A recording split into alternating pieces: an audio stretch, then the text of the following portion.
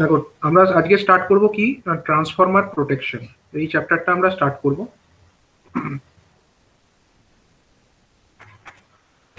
Transformer হচ্ছে এমন একটা ইলেকট্রিক্যাল ইকুইপমেন্ট যেটাকে আমরা ইউজ করি ফর ভোল্টেজ লেভেলটাকে step up or step down করা। এই পারপাসে আমরা ট্রান্সফরমার ইউজ করে থাকি। ঠিক আছে, এবার আমরা যে ট্রান্সফরমারগুলো ইউজ করি মেনলি সেগুলো কি ধরনের ট্রান্সফরমার হয়? সেগুলো হচ্ছে মেনলি হচ্ছে অয়েল টাইপ। ঠিক আছে, ড্রাই টাইপ আমরা খুব কমই দেখে থাকি। মেনলি আমরা এখনো পর্যন্ত যেগুলো দেখে থাকি সেগুলো হচ্ছে বেসিক্যালি এগুলো হচ্ছে অয়েল টাইপের ট্রান্সফরমার বেশিরভাগ ক্ষেত্রে। ঠিক আছে, ড্রাই টাইপও হয়। এবার এই অয়েল টাইপ যে ট্রান্সফরমার, তো সেখানে আমাদের কি ইউজ করা হয় ট্রান্সফরমারের ইনসুলেশন হিসাবে কি ইউজ করা হয়, এবং কুলিং পারপাসের জন্য সেখানে ট্রান্সফরমার অয়েল ব্যবহার করা হয়। ট্রান্সফরমার অয়েল সেখানে আমরা ব্যবহার করি। মানে ট্রান্সফরমারের একটা ট্যাঙ্ক থাকে, এরকম একটা ট্যাঙ্ক থাকে। ঠিক আছে, সেই ট্যাঙ্কের ভেতরে থাকে আমাদের, আমরা যদি একটা কোর টাইপ ট্রান্সফরমারের কথা ভাবি তাহলে বাইরে আউটসাইড একটা আমরা ট্যাঙ্ক দেখতে পাই। ট্যাঙ্কের ভেতরে থাকে আমাদের ধরো একটা ট্রান্সফরমারের কোর থাকে, কোর। ঠিক আছে, কোর অংশ যেখান দিয়ে ম্যাগনেটিক ফ্লাক্স গুলো পাস করে। ঠিক আছে, বাইরের এটা আমি ট্যাঙ্কটাকে দেখিয়ে দিলাম, ভেতরে এবার আমি কোর দেখাবো। কটা লিম্ব থাকে? তিনটে লিম্ব থাকবে। ঠিক আছে, ধরো এটা একটা লিম্ব হলো, এটা একটা লিম্ব হয়ে গেল। তারপরে ধরো আরেকটা এরকম, এখানে আমরা আরেকখানা লিম্ব দেখাচ্ছি। এবার এই তিনটে লিম্বে আমার তিনটে ফেজ থাকবে। ঠিক আছে, তিনটে লিম্বের ওপরে কি থাকবে না, তিনটে ফেজ থাকবে। মানে বেসিক্যালি যে আমাদের ওয়াইন্ডিংস গুলো থাকবে সেগুলো একটা এখানে থাকবে, এটা একটা ফেজের ওয়াইন্ডিং সাপোজ এখানে রাখা আছে, একটা ফেজের ওয়াইন্ডিং সাপোজ আমার এখানে রাখা আছে। হ্যাঁ, আর একটা ধরো ফেজের ওয়াইন্ডিং আমার এইখানে রাখা আছে। এরকম ভাবে ধরো তিনটে ফেজের ওয়াইন্ডিং এরকম রাখা থাকে। আর ট্রান্সফরমারের ভেতরে কি থাকে? ট্রান্সফরমারের ভেতরে ট্যাঙ্কের ভেতরে আমার অয়েল থাকে, অয়েল। ঠিক আছে, ট্রান্সফরমার পুরো সমস্ত যে জিনিসটা, এই কোর সমেত সমস্ত জিনিসটা একটা বেসিক্যালি একটা অয়েলের মধ্যে রাখা থাকে। এই অয়েল যেটা থাকে ট্রান্সফরমার অয়েল, সেটা কি কাজ করে? সেটা হচ্ছে ট্রান্সফরমারের যে চলবার ফলে যে হিটটা জেনারেট হয়, সেই হিটটা ফলে কি হয়, কুল মানে সেই হিটের জন্য ট্রান্সফরমারের ওয়াইন্ডিংস গুলো গরম হয়ে যেতে পারে, কোর গরম হয়ে যেতে পারে, কিন্তু ট্রান্সফরমার অয়েল সার্কুলেট করে সেই হিটটাকে ডিসিপেট করে। ঠিক আছে, সেই হিটটাকে সে নিজে শোষণ করে নেয়, মানে ট্রান্সফরমারটাকে ওভারঅল তার টেম্পারেচারটাকে ঠান্ডা রাখে। আর একটা হচ্ছে আমাদের ইনসুলেশনেরও কাজ করে। মানে ধরো এখানে আমাদের যে ওয়াইন্ডিংস গুলো থাকছে বেসিক্যালি এগুলো তো একটা ভোল্টেজ সোর্সের সঙ্গে কানেক্টেড। প্রাইমারিটা একটা ভোল্টেজ সোর্সের সঙ্গে কানেক্টেড, সেকেন্ডারি থেকেও আমরা ভোল্টেজ পাই। তো বেসিক্যালি এগুলো একটা ভোল্টেজ সোর্সের সঙ্গে কানেক্টেড যেহেতু, তাই ট্রান্সফরমারের কোরের থেকে আমাকে যে ওয়াইন্ডিং সেগুলোকে তো আহ, বা ট্রান্সফরমারের যে মেন ট্যাঙ্ক সেখান থেকে যে ওয়াইন্ডিং, এই পার্টগুলোর মধ্যে একটা ইনসুলেশনের কাজও করে থাকে। এটাও আমাদের ট্রান্সফরমারের যে অয়েল সেই কাজটা করে। এবার এই অয়েল যেটা আছে ট্রান্সফরমার অয়েল, এটি কাইন্ড অফ মিনারেল অয়েল। ঠিক আছে, এটা এক ধরনের মিনারেল অয়েল। অ্যাসকারেল বলে এক ধরনের অয়েল হয় যেটা ট্রান্সফরমারের আমরা ইউজ করে থাকি ইনসুলেটর এবং কুল্যান্ট হিসাবে। এবার এই অয়েল যেটা আছে এটা সময়ের সাথে সাথে কি করে, ময়েশ্চার অ্যাবজর্ব করে, ময়েশ্চার অ্যাবজর্ব করে নেয় অয়েলটা। এবার ময়েশ্চার যখন অ্যাবজর্ব করছে অয়েলটা, তখন কি হচ্ছে, ময়েশ্চার অ্যাবজর্ব করলে না এর যেটা ব্রেকডাউন ভোল্টেজ, মানে যে ভোল্টেজে জেনারেলি ব্রেকডাউন হওয়ার কথা, এটা তো বেসিক্যালি একটা ইনসুলেটর ট্রান্সফরমার অয়েলটা, এটা একটা সার্টেন ভোল্টেজ যদি আমরা অ্যাপ্লাই করি তাহলে ব্রেকডাউন হয়। ব্রেকডাউন হয় মানে কি, এর ইনসুলেশন প্রপার্টিটা নষ্ট হয়ে যায়, তখন এটা কন্ডাক্টরের মতো বিহেভ করতে শুরু করে। এটাই তো ব্রেকডাউন। এবার ময়েশ্চার যখন অ্যাবজর্ব করে নিচ্ছে, তখন হচ্ছে এটা কি, যে আমার যে ভোল্টেজে নর্মালি ব্রেকডাউন হওয়ার কথা তার থেকে অনেক কম ভোল্টেজেই ব্রেকডাউন হয়ে যাচ্ছে। এবার এই ট্রান্সফরমার অয়েল যদি ব্রেকডাউন হয়ে যায়, তখন কিন্তু এর ডাইইলেকট্রিক প্রপার্টিটা আর ভালো থাকে না, ডাইইলেকট্রিক স্ট্রেংথটা এর কমে যায়। ঠিক আছে, এর যে ডাইইলেকট্রিক প্রপার্টি, যার জন্য এটা ইনসুলেটর হিসাবে কাজ করতে পারে, সেই ডাইইলেকট্রিক স্ট্রেংথটাই এর কমে যায়। তো এটা একটা ধরনের একটা প্রবলেম ট্রান্সফরমারের ক্ষেত্রে আমরা দেখে থাকি, এটা একটা প্রবলেম। আর কি প্রবলেম হতে পারে? আচ্ছা, ট্রান্সফরমারের তোমরা বেসিক প্রিন্সিপাল তো পড়েছো। আচ্ছা, ট্রান্সফরমারের ক্ষেত্রে আমরা যদি যে ভোল্টেজের কথা বলি, সেই ভোল্টেজের সঙ্গে ফ্লাক্সের রিলেশনটা কিরকম হয়? ভি ইজিক্যাল টু কত হয় বলো?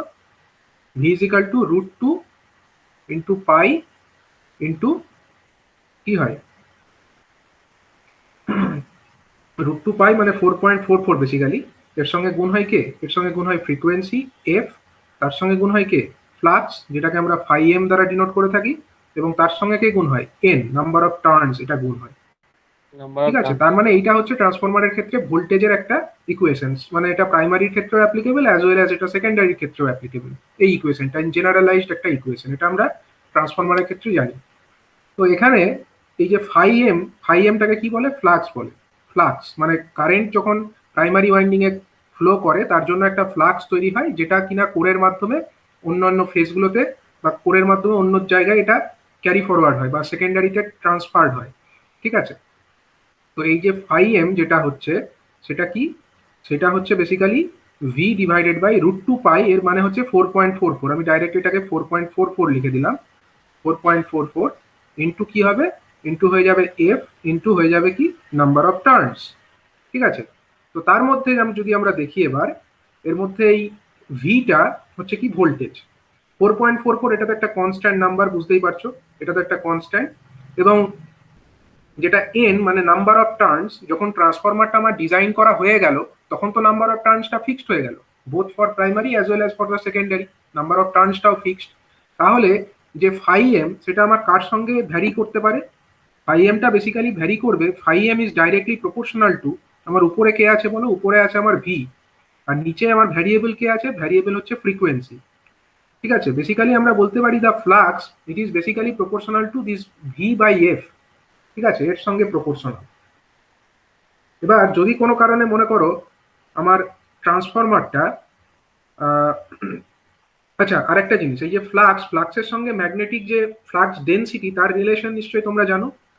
কি রিলেশন আছে, ফাই এম, তার সঙ্গে যদি আমরা বিএম এর রিলেশন করি, BM is the magnetic flux density.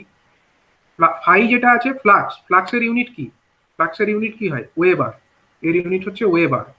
ঠিক আছে, আর এটার সঙ্গে আমার যে ম্যাগনেটিক ফ্লাক্স ডেন্সিটি তার সম্পর্ক কি আছে, বিএম, এটা হচ্ছে magnetic flux density into area. ঠিক আছে, এরিয়া, তার মানে এই যে এরিয়া, এরিয়া মানে হচ্ছে যে জায়গা দিয়ে ফ্লাক্সটা পাস করছে তার এরিয়া। এবার সেটা তো আর চেঞ্জ হবে না, ফ্লাক্স পাস করবে কোথা দিয়ে, এই কোরের মধ্যে দিয়ে, কোরের এরিয়া তো আর চেঞ্জ হয়ে যাবে না, ট্রান্সফরমার চলছে সেই অবস্থায় এটা এরিয়া কি করে চেঞ্জ হবে, এটা যখন ডিজাইন করা হয়েছে এরিয়াটা একটা সার্টেন ভ্যালু ডিসিশন নেওয়াই হয়ে গেছে। তার মানে আমরা এটাও বলতে পারি যদি ফ্লাক্স চেঞ্জ হয় তাহলে চেঞ্জ হবে আমার কে, এই ফ্লাক্স ডেন্সিটিটা, ম্যাগনেটিক ফ্লাক্স ডেন্সিটিটা, এর ইউনিট কি হয়, এর ইউনিট হচ্ছে ওয়েবার পার স্কোয়ার মিটার, অথবা একে কি বলা হয়, এর আরেকটা নাম আছে, এর আরেকটা নাম হচ্ছে টেসলা। ঠিক আছে, একে টেসলাও বলা হয়। তো বেসিক্যালি যদি আমার ম্যাগনেটিক ফ্লাক্সটা চেঞ্জ হয় তাহলে তার সঙ্গে আমার ম্যাগনেটিক ফ্লাক্স ডেন্সিটি যেটা আছে এটাও চেঞ্জ হয়ে যাবে। এবার ট্রান্সফরমারের যে কোর আছে সেই কোরটা না একটা নির্দিষ্ট ফ্লাক্সে অপারেট করার জন্য ডিজাইন করা থাকে। সাধারণত যদি আমরা সিআরজিও বা cold rolled grain oriented steel এর দ্বারা যদি কোডটাকে নির্মাণ করে থাকি, তো সেক্ষেত্রে দেখা যায় যে এই যে বিএম এর ভ্যালু জেনারেলি এটা রাখা হয় 1.6 টু 1.7, এই রেঞ্জের মধ্যে জেনারেলি থেকে থাকে। হ্যাঁ, 1.6 টু 1.7 টেসলা এরকম রেঞ্জে এটা অপারেট করার কথা। এবার ব্যাপার হচ্ছে যদি কোনো কারণে মনে করো যে আমার ভোল্টেজ যেটা সাপ্লাই করা হয়েছে প্রাইমারিতে, সাপোজ এই ভোল্টেজের মানটা বেড়ে গেছে, তাহলে কি হবে, তাহলে ফাই এম বেড়ে যাবে, ফাই এম বেড়ে গেলে কে বেড়ে যাবে, বিএম বেড়ে যাবে। বিএম বেড়ে যাওয়া মানে কি, আমার এই রেঞ্জের মধ্যে যদি এই রেঞ্জের থেকে বেশি হয়ে যায়, আউট অফ রেঞ্জ হয়ে যায়, তাহলে কি হচ্ছে, বেসিক্যালি আমরা সেই ঘটনাটাকে বলতে পারি ওভার ফ্লাক্সিং। ঠিক আছে, সেই ঘটনাটাকে আমরা বলতে পারি ওভার ফ্লাক্সিং, মানে যে রেঞ্জে অপারেট করার কথা তার থেকে বেশি রেঞ্জে এটা চলে যাবে, ম্যাগনেটিক ফ্লাক্স ডেন্সিটির মানটা তার থেকে বেশি হয়ে যাবে, এবং তখন ট্রান্সফরমারটাই ওভার ফ্লাক্সিং ঘটবে। তাহলে ওভার ফ্লাক্সিংটা দুটো কারণে ঘটতে পারে, আইদার আমার যে ভোল্টেজ যেটা সাপ্লাই করা হচ্ছে সেটা বেশি হয়ে গেল, ভিটা বেড়ে গেল, এটার জন্য হতে পারে। আরেকটা কারণে হতে পারে ভিটা ধরো কনস্ট্যান্টই আছে, এফটা কমে গেল, ফ্রিকোয়েন্সি যেটাতে অপারেট করার কথা তার থেকে কম ফ্রিকোয়েন্সিতে এটা অপারেট করছে, তখনও ওভারফ্লাক্সিং এর ঘটনাটা ঘটতে পারে। তাহলে এই ওভারফ্লাক্সিং যে ব্যাপারটা এটাও হচ্ছে it's a kind of fault in case of A transformer. ঠিক আছে, ট্রান্সফরমারের ক্ষেত্রে এটাও এক ধরনের ফল্ট আমার দেখা দিতে পারে। তাহলে এটার ক্ষেত্রেও কিছু প্রোটেকশন থাকবে যেগুলো আমরা পরে ডিটেলসে ডিসকাস করব। আর কি ফল্ট হতে পারে ট্রান্সফরমারের ক্ষেত্রে, ট্রান্সফরমারের আমাদের জানি আমাদের যে প্রাইমারি এবং সেকেন্ডারিতে কি ইউজ করা হয়, এখানে কিছু ওয়াইন্ডিংস থাকে, ওয়াইন্ডিংস। ঠিক আছে, primary winding, secondary winding.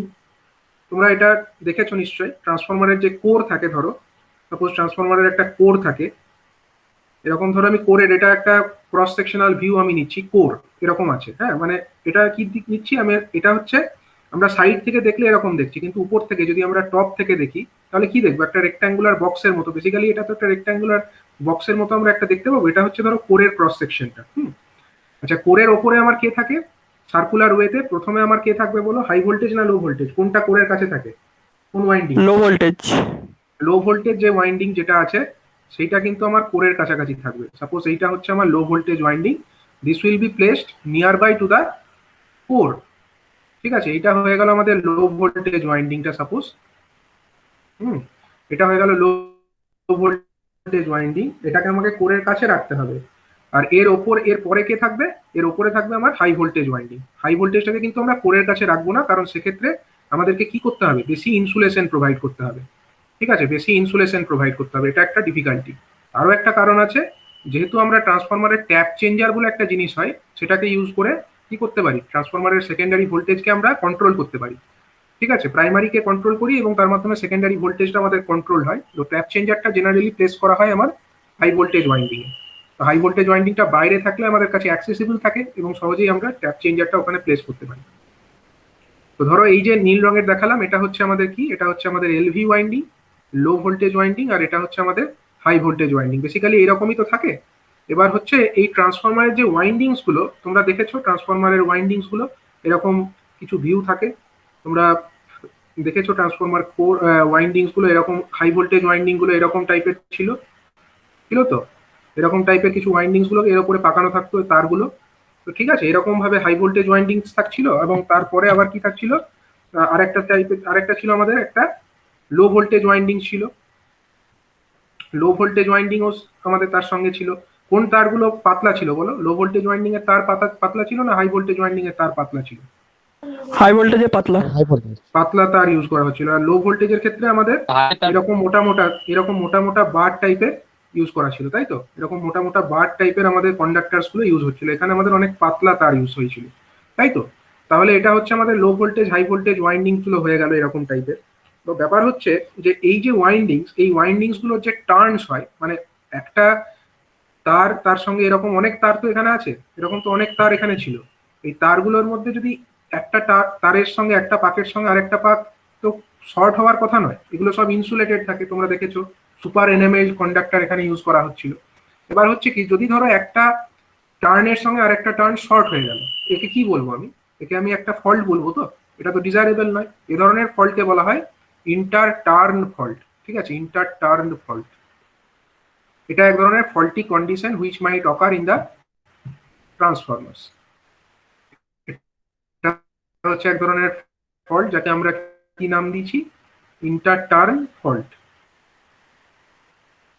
Next হচ্ছে, মনে করো একটা ট্রান্সফরমার, সেখান থেকে আমাদের হাই ভোল্টেজ এবং লো ভোল্টেজ দুটো টাইপেরই ওয়াইন্ডিংস আছে। ট্রান্সফরমার ধরো আমি একটা বক্সের মতো করে দেখালাম, suppose this is a transformer. এখানে আমাদের হাই ভোল্টেজ ওয়াইন্ডিং আছে অ্যাজ ওয়েল এজ আমাদের লো ভোল্টেজ ওয়াইন্ডিংসও আছে। ধরো এটা আমার হাই ভোল্টেজ ওয়াইন্ডিং, এবং ওইদিকে আমাদের ধরো নিউট্রাল থাকবে, এবং তার সঙ্গে আমাদের আরো তিনটে ফেজও থাকবে। ঠিক আছে, তো ধরো এটা আমাদের ট্রান্সফরমার, আর এখানে এই দিকটা হচ্ছে আমাদের হাই ভোল্টেজ ওয়াইন্ডিং, আর এই দিকটা ধরো সেকেন্ডারি, এটা হচ্ছে আমাদের লো ভোল্টেজ ওয়াইন্ডিং। এবার এই এই যে ফেজগুলো বেরিয়ে আসছে, এমনও তো হতে পারে যে আমার কোনো একটা, মানে চারটে ফেজ বেরিয়ে আসার কথা, কোনো একটা পার্টিকুলার ফেজের ফিউজ আউট হয়ে গেছে, হতেই পারে। বা কোনো একটা পার্টিকুলার ফেজ যদি আমাদের আউট হয়ে যায়, সেটাকে আমরা কি ধরনের ফল্ট বলবো?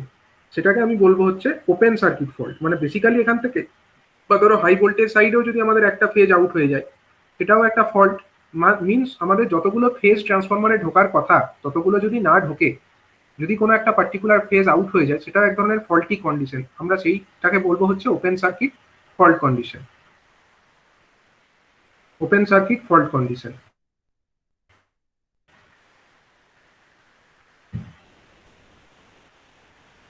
তো ওপেন সার্কিট ফল্ট হলে হবেটা কি, প্রবলেম কি আছে? ওপেন সার্কিট ফল্ট হলে কি প্রবলেম আছে বলো? আনব্যালেন্স কারেন্ট ফ্লো হবে। আমার তিনটে ফেজে ব্যালেন্স কারেন্ট ফ্লো হওয়ার কথা, কিন্তু যদি এরকম ওপেন সার্কিট হয়ে যায়, তার জন্য কি হবে, আনব্যালেন্স কারেন্ট ফ্লো হবে। আনব্যালেন্স কারেন্ট ফ্লো হলে কি হবে, আনব্যালেন্স কারেন্ট ফ্লো হলে ওভার হিটিং হবে। ঠিক আছে, ওভার হিটিং হবে। এটা এক ধরনের, এটা খুব ডেঞ্জারাস কিছু কন্ডিশন তা বলা চলে না, কিন্তু হবে, মানে এটাও একটা কাইন্ড অফ ফল্টি কন্ডিশন বলা যায়। ট্রান্সফরমারের যে ওভার হিটিং, সেটা আর কি কি কারণে হতে পারে বলতো? ওভার হিটিং, ট্রান্সফরমারের যতটা হিট হওয়ার কথা তার থেকে বেশি হিট যদি জেনারেট হয়, তাহলে ট্রান্সফরমারের হিটকে ঠান্ডা করার জন্য কে আছে? ট্রান্সফরমার অয়েল আছে। সেই ট্রান্সফরমার অয়েল পারবে না সেই হিটটাকে কন্ট্রোল করতে পারবে না। যদি যতটা ক্যাপাসিটি ততটা তো করবে, কিন্তু তার থেকেও বেশি যদি হিট জেনারেট হয়, দ্যাট কন্ডিশন, সেটাকে আমরা কি বলবো? সেটাকে আমরা বলবো ওভার হিটিং কন্ডিশন। এবার এই ওভার হিটিং কন্ডিশন কি কি কারণে হতে পারে? ওভার হিটিং আমার হতে পারে আমাদের কোনো ইন্টারনাল ফল্টের জন্য হতে পারে, ট্রান্সফরমারের ভেতরে কোনো ইন্টারনাল ফল্টের জন্য হতে পারে। হ্যাঁ, ইন্টারনাল ফল্ট, অথবা আমাদের ট্রান্সফরমারের মধ্যে কোনো ধরো এক্সটার্নাল ফল্ট হলো। ফল্ট, এক্সটার্নাল ফল্ট হলেও কি হবে? যে কোনো ফল্ট যদি হয় তাহলে কিন্তু বেসিক্যালি তার জন্য আমাদের এক্সট্রা কারেন্ট ফ্লো হবে। ঠিক আছে, এক্সটার্নাল ফল্ট যদি হয় তার জন্য এক্সট্রা কারেন্ট ফ্লো হবে, এবং extra current means extra heat মানে ওভার হিটিং, এবং ওভার হিটিং থেকেই আমাদের ট্রান্সফরমার ড্যামেজ হতে পারে। তাহলে ইন্টারনাল অর এক্সটার্নাল ফল্ট হতে পারে। অথবা আর কি কারণে হতে পারে? ট্রান্সফরমারের একটা রেটেড ক্যাপাসিটি থাকে, তো ট্রান্সফরমারের একটা রেটেড ক্যাপাসিটি থাকে। আমরা জানি ট্রান্সফরমারের ক্যাপাসিটিকে কেভিএ দিয়ে ডিনোট করা হয়, কেভিএ অথবা এমভিএ হতে পারে বড় ট্রান্সফরমার হলে। সাপোজ একটা 100 কেভিএ ট্রান্সফরমার, ঠিক আছে, তাহলে এর ক্যাপাসিটি কত? 100 কেভিএ। মানে এর থেকে আমরা সেকেন্ডারি একটা যদি ভোল্টেজ জেনে থাকি, এর সাপোজ এর সেকেন্ডারি ভোল্টেজ হচ্ছে সাপোজ 433 ভোল্ট। হ্যাঁ, ট্রান্সফরমারের সেকেন্ডারি ভোল্টেজ হচ্ছে 433 ভোল্ট, একটা বলছে 100 কেভিএ ট্রান্সফরমার। তাহলে এখান থেকে আমরা ম্যাক্সিমাম কত কারেন্ট পেতে পারি সেকেন্ডারিতে? বলো, I2 আমরা কত পেতে পারি সেকেন্ডারিতে? ম্যাক্সিমাম কারেন্ট আমরা এটাই পেতে পারি না, 100 কেভিএ। মানে হচ্ছে এটাকে আমরা ভোল্টে নিয়ে ভিএ তে নিয়ে যাব, 100 ইন্টু 10⁻³ এরকম করব, আর ডিভাইডেড বাই আমরা কি করব? √3 ইন্টু 433 করে দেবো। তাহলে আমরা পেয়ে যাব সেকেন্ডারিতে আমাদের কতটা কারেন্ট আমরা পেতে পারি। তো এইরকম করে একটা কারেন্টের ভ্যালু চলে আসবে। কত আসছে এটা? 100 ইন্টু 10⁻³ ডিভাইডেড বাই √3 ইন্টু 433 করলে কত আসছে?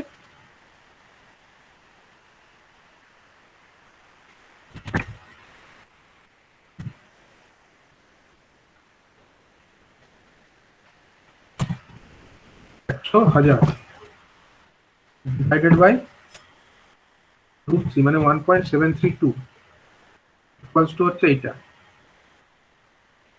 ডিভাইডেড বাই হচ্ছে কত?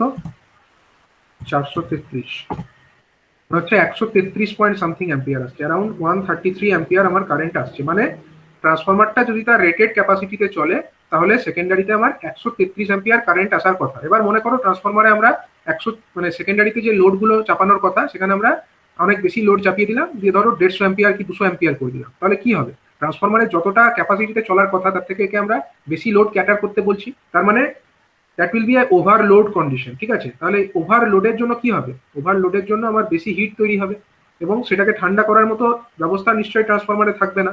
ঠিক আছে, তাহলে ওভারলোড কন্ডিশনের জন্য কিন্তু আমার ওভার হিটিং হতে পারে, ওভারলোডের জন্য ওভার হিটিং হতে পারে। আর কি কারণে হতে পারে? আবার ধরো ট্রান্সফরমারের যে অয়েল আছে, ঠান্ডা করার জন্য ট্রান্সফরমারের কি ব্যবহার করা হচ্ছে? অয়েল ব্যবহার করা হচ্ছে। এবার অনেক সময় দেখবে ট্রান্সফরমারের গা থেকে তেল পড়ছে। ঠিক আছে, ট্রান্সফরমারের গা থেকে তেল পড়ছে মিনস হচ্ছে কি কোথাও লিকেজ হয়েছে। Due to this leakage transformer oil is getting drained out of this transformer. মানে ট্রান্সফরমারে অয়েল লিক করে যাচ্ছে। লিক করে গেলে কি হবে? যতটা এখানে অয়েল থাকার কথা ততটা অয়েল থাকবে না, এবং যতটা অয়েল এখানে থাকছে না সেই ততটা কম পরিমাণ হিট এখানে, মানে হিটটাকে যে কুল করার যে ক্যাপাসিটি সেটা কমে যাচ্ছে। তো ট্রান্সফরমার থেকে যদি অয়েল বেরিয়ে যায়, তাহলে লিকেজ অফ দ্য অয়েল, এটাও হচ্ছে তার জন্য আমাদের ওভারহিটিং হতে পারে। Leakage of oil from the transformer, এটাও কিন্তু একটা কারণ ট্রান্সফরমারের ফল্টের। Leakage of oil, leakage of oil. আবার ট্রান্সফরমারের যে কোর, ট্রান্সফরমারের কোরের মধ্যে কি লস হয়? ট্রান্সফরমারের কোর পার্টে কি ধরনের লস হয়? দু ধরনের লস হয়, একটা হচ্ছে হিস্টেরেসিস লস, আর একটা হচ্ছে আমাদের এডি কারেন্ট লস। ঠিক আছে, এবার এই কোর প্রপার্টিজ চেঞ্জেস এর জন্য হতে পারে ট্রান্সফরমারের কোর লসটা বেড়ে গেল। ঠিক আছে, ট্রান্সফরমারে যদি কোর লসটা বেড়ে যায়, কোর লস বেড়ে যাওয়ার জন্য কিন্তু আমাদের এক্সট্রা হিট তৈরি হবে। তার মানে আমরা বলতে পারি increase in the core loss, it is also a cause of overheating. Increase in core loss.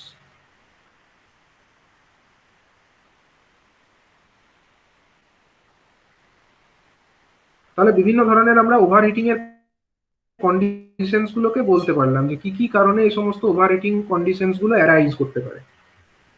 আর কি হতে পারে? Short circuit. শর্ট সার্কিটটা হচ্ছে এক ধরনের ফল্টি কন্ডিশন। আমরা ওপেন সার্কিট দেখেছি, শর্ট সার্কিটটা এবার বলি। শর্ট সার্কিট কোথায় হতে পারে? Short circuit fault, short circuit ফল্টটা আমার ইন্টারনাল হতে পারে অ্যাজ ওয়েল অ্যাজ এটা এক্সটার্নালও হতে পারে। ঠিক আছে, ইন্টারনাল অথবা এক্সটার্নাল, মানে ট্রান্সফরমারের ধরো এই যে ওয়াইন্ডিংস গুলো আমরা ইউজ করেছি, ট্রান্সফরমারে ধরো আমরা এরকম ওয়াইন্ডিং আছে, কোনো একটা পার্টিকুলার ট্রান্সফরমার, সাপোজ আমরা একটা ধরো ট্রান্সফরমারের আমরা সেকেন্ডারি সাইডটাকে শো করছি, হ্যাঁ প্রাইমারিটা এদিকে আছে, আমরা ওটাকে শো করছি না, এটা আমরা সেকেন্ডারিটাকে অনলি শো করছি। ট্রান্সফরমারের সেকেন্ডারিতে কি থাকে? তিনটে ফেজ থাকে, ধরো ট্রান্সফরমারের তিনটে ফেজ ওয়াইন্ডিংস বেরিয়ে আছে ধরো এরকম। এবার শর্ট সার্কিটটা কিন্তু প্রাইমারি সেকেন্ডারি দুদিকেই হতে পারে, কোন দিকে হবে আমরা বলছি না, বাট আমরা এখানে সেকেন্ডারিটা শো করলাম, এদিকে ধরো আমাদের প্রাইমারিও আছে, দেখিয়ে দিই সাপোজ এরকম। এটা ধরো আমার প্রাইমারি, প্রাইমারিটা ধরো আমাদের এরকম ডেল্টাতে কানেক্টেড আছে, প্রাইমারি সাইডটা সাপোজ আবার ডেল্টা কানেক্টেড অ্যান্ড সেকেন্ডারি সাইডটা হচ্ছে স্টার কানেক্টেড। ঠিক আছে, এরকম একটা ট্রান্সফরমার, এরকম ট্রান্সফরমারে হতে পারে তো ট্রান্সফরমারের মধ্যে কোনো রকম একটা আমাদের শর্ট সার্কিট হয়ে গেল, মানে কোনো একটা ওয়াইন্ডিং সাপোজ কোরের সঙ্গে টাচ করে গেল, কোনো একটা ট্রান্সফরমারের যে লো ভোল্টেজ ওয়াইন্ডিং সাপোজ বা হাই ভোল্টেজ ওয়াইন্ডিং, আমরা এখানে লো ভোল্টেজের কথাই বলছি, তো ধরো এটা কোরের সঙ্গে টাচ করে গেছে, তাহলে এটা কি হবে? তাহলে এখান দিয়ে একটা হিউজ কারেন্ট ফ্লো হবে, that means it's a kind of short circuit condition. এবার এগুলো হয় কেন? এগুলো হওয়ার কারণটা কি? এগুলোর কারণ হচ্ছে ইনসুলেশনস গুলো, এর গায়ে তো ইনসুলেশন থাকে, এগুলো তো আর নেকেড ওয়্যার থাকে না, তোমরা দেখেছো ট্রান্সফরমারের primary as well as the secondary both this conductors are well insulated, তার উপরে ইনসুলেশনস কিন্তু থাকে। এবার এই ইনসুলেশনস গুলো কোনো কারণে ধরো ড্যামেজ হয়ে গেছে, ড্যামেজ হলে কি হবে? ডাইরেক্ট এটা কন্ট্যাক্টে চলে আসবে কোরের সঙ্গে, বা প্রাইমারি ওয়াইন্ডিংস গুলো ডাইরেক্টলি কন্ট্যাক্টে চলে আসতে পারে ট্যাঙ্কের সঙ্গে, বা কোনোভাবে কন্ট্যাক্ট হয়ে যেতে পারে কোরের সঙ্গে, তো এইগুলোকে আমরা বলবো কি শর্ট সার্কিট কন্ডিশনস। ঠিক আছে, তাহলে এইটা হচ্ছে ইন্টারনাল কাইন্ড অফ শর্ট। দেখো এটা হচ্ছে যা হচ্ছে, এগুলো হচ্ছে internal kind of short circuit, মানে এগুলো ট্রান্সফরমারের ভেতরে হচ্ছে ইন্টারনাল শর্ট সার্কিট। তাহলে এই ধরনের একটা ফল্টি কন্ডিশন হতে পারে ট্রান্সফরমারের মধ্যে, এটা একটা কাইন্ড অফ ফল্ট। আবার হতে পারে কি, আমাদের ট্রান্সফরমার থেকে ধরো বেরিয়ে গেছে, ট্রান্সফরমার থেকে তিনটে ফেজ বেরিয়ে চলে এসছে, এগুলো মানে ট্রান্সফরমারের বাইরে, ট্যাঙ্কের বাইরে বেরিয়ে চলে এসছে, কিন্তু তারপরেও ধরো লাইনে কোথাও একটা ফল্ট হয়েছে। ঠিক আছে, ট্রান্সফরমার থেকে লাইন বেরিয়ে গেছে, সেই লাইনে কোথাও ফল্ট হয়েছে, তাও সেই যে ফল্ট কারেন্ট সেটাও তোমার এই ওয়াইন্ডিংস গুলোর মধ্যে দিয়েই পাস করবে না। এক্সটার্নাল কোনো ফল্টস যদি হয় সেক্ষেত্রেও সেই এক্সট্রা কারেন্টটা আমার তো ট্রান্সফরমারের যে ওয়াইন্ডিংস গুলো আছে সেখান দিয়ে পাস করবে। দ্যাট মিনস এই ধরনের যদি external line to ground fault হয় অথবা লাইন টু লাইন ফল্টও হতে পারে, এ ধরনের কোনো ফল্ট হয়, সেক্ষেত্রে আমার এক্সট্রা কারেন্ট গুলো কিন্তু ট্রান্সফরমারের ওয়াইন্ডিং গুলোর মধ্যে দিয়েই পাস করবে, এবং তার জন্য কিন্তু ট্রান্সফরমার ওয়াইন্ডিংস গুলো ড্যামেজড হতে পারে। ঠিক আছে, তার মানে ইন্টারনাল শর্ট সার্কিট যেটা হচ্ছে ট্রান্সফরমারের ভেতরে হয়, আইদার প্রাইমারি ওয়াইন্ডিং গ্রাউন্ডের সঙ্গে বা কোরের সঙ্গে টাচ হয়ে গেল, অথবা ফেজ টু ফেজও শর্ট হতে পারে, এই কন্ডিশনস গুলোকে আমরা বলছি ইন্টারনাল শর্ট সার্কিট কন্ডিশন। এবং যদি বাইরে ট্রান্সফরমারের বাইরে যদি কোনো জায়গায় লাইন টু লাইন অথবা লাইন টু গ্রাউন্ড শর্ট হয়, তাকে আমরা বলবো কি external short circuit condition, external short circuit condition. বোঝা গেল? তাহলে ট্রান্সফরমারের মধ্যে বেসিক্যালি আমরা বিভিন্ন ধরনের যে ফল্টি কন্ডিশনস গুলো হতে পারে সেগুলোকে সংক্ষিপ্তভাবে একটু আলোচনা করে দেখলাম, কি কি ধরনের ফল্টস ট্রান্সফরমারের মধ্যে মেজরলি হতে পারে।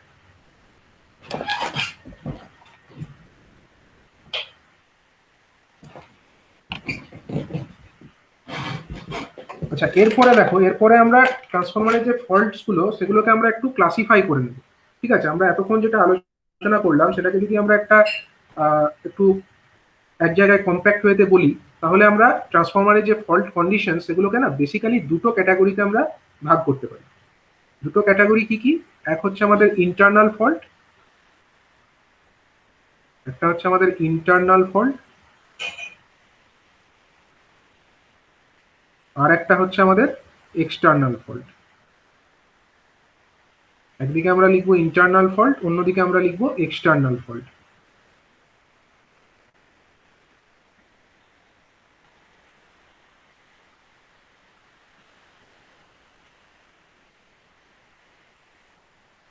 তাহলে ইন্টারনাল ফল্টের মধ্যে কি কি ফল্ট আমরা দেখেছি বলো? ইন্টারনাল ফল্টের মধ্যে আমরা কি কি বলতে পারি? প্রথমে হচ্ছে আমাদের ধরো ফেজ ফল্টস, মানে কি একটা ফেজের সঙ্গে আর একটা ফেজ টাচ হয়ে গেছে, আইদার প্রাইমারিতে হতে পারে অথবা সেকেন্ডারিতে হতে পারে, একে আমরা কি ফল্ট বলবো? এটা হচ্ছে ফেজ টু ফেজ ফল্ট বা ফেজ ফল্টও বলে, এক কথায় একে ফেজ ফল্টও বলা যেতে পারে। মানে দুটো ফেজ যদি একে অন্যকে টাচ করে যায় that means a phase fault. আর কি ফল্ট হতে পারে ইন্টারনালে? ইন্টারনালে মনে করো একটা কোনো পার্টিকুলার ফেজ সেটা কোরের সঙ্গে টাচ হয়েছে, অথবা ধরো আমাদের বডির সঙ্গে টাচ হয়ে গেছে, ট্রান্সফরমার ট্যাঙ্কের সঙ্গে টাচ হয়ে গেছে, এটাকে আমরা কি ফল্ট বলবো? এটা হচ্ছে আমাদের একটা কাইন্ড অফ গ্রাউন্ড ফল্ট, এটাকে আমরা গ্রাউন্ড ফল্ট বলবো। তাহলে প্রথমে হচ্ছে ফেজ ফল্ট, দেন হচ্ছে আবার গ্রাউন্ড ফল্ট, এটা হচ্ছে ইন্টারনাল, ট্রান্সফরমারের ভেতরে হচ্ছে। আর কি ফল্ট হতে পারে? একটা টার্নের সঙ্গে আরেকটা টার্ন শর্ট হয়ে গেছে, এটাকে আমরা কি ফল্ট বলি? আগেই বলেছি, এটা হচ্ছে আমাদের inter turn fault. Inter turn fault, এটা হচ্ছে ইন্টার টার্ন ফল্ট। নেক্সট আর কি ধরনের ফল্ট হতে পারে বলো? নেক্সট হচ্ছে আমাদের ট্যাপ চেঞ্জার থাকে ট্রান্সফরমারের ভোল্টেজ, সেকেন্ডারি ভোল্টেজকে কন্ট্রোল করবার জন্য প্রাইমারি ওয়াইন্ডিং এ কিছু ট্যাপ চেঞ্জার ইউজ করা হয়, সেটার মাধ্যমে আমরা প্রাইমারি ভোল্টেজকে একটা রেঞ্জের মধ্যে ভ্যারি করতে পারি এবং তার মোতাবেক আমাদের সেকেন্ডারিতেও ভোল্টেজটা কম বেশি করা যায়। মানে সেকেন্ডারি ভোল্টেজকে কনস্ট্যান্ট রাখার জন্য আমরা ট্যাপ চেঞ্জারকে ইউজ করি। তো সেই ট্যাপ চেঞ্জার যেটা ইউজ করি সেই তার মধ্যেও কোনো ফল্ট হতে পারে, ট্যাপ চেঞ্জার অপারেশনের মধ্যে কোনো ফেলিওর হতে পারে। ট্যাপ চেঞ্জারটা কোথায় থাকে? ট্রান্সফরমারের ভেতরেই থাকে। দ্যাট মিনস তাতে যদি কোনো ফল্ট হয় that is also comes under this internal fault, means tap changer failure, এটা হচ্ছে এক ধরনের internal fault, tap changer failure.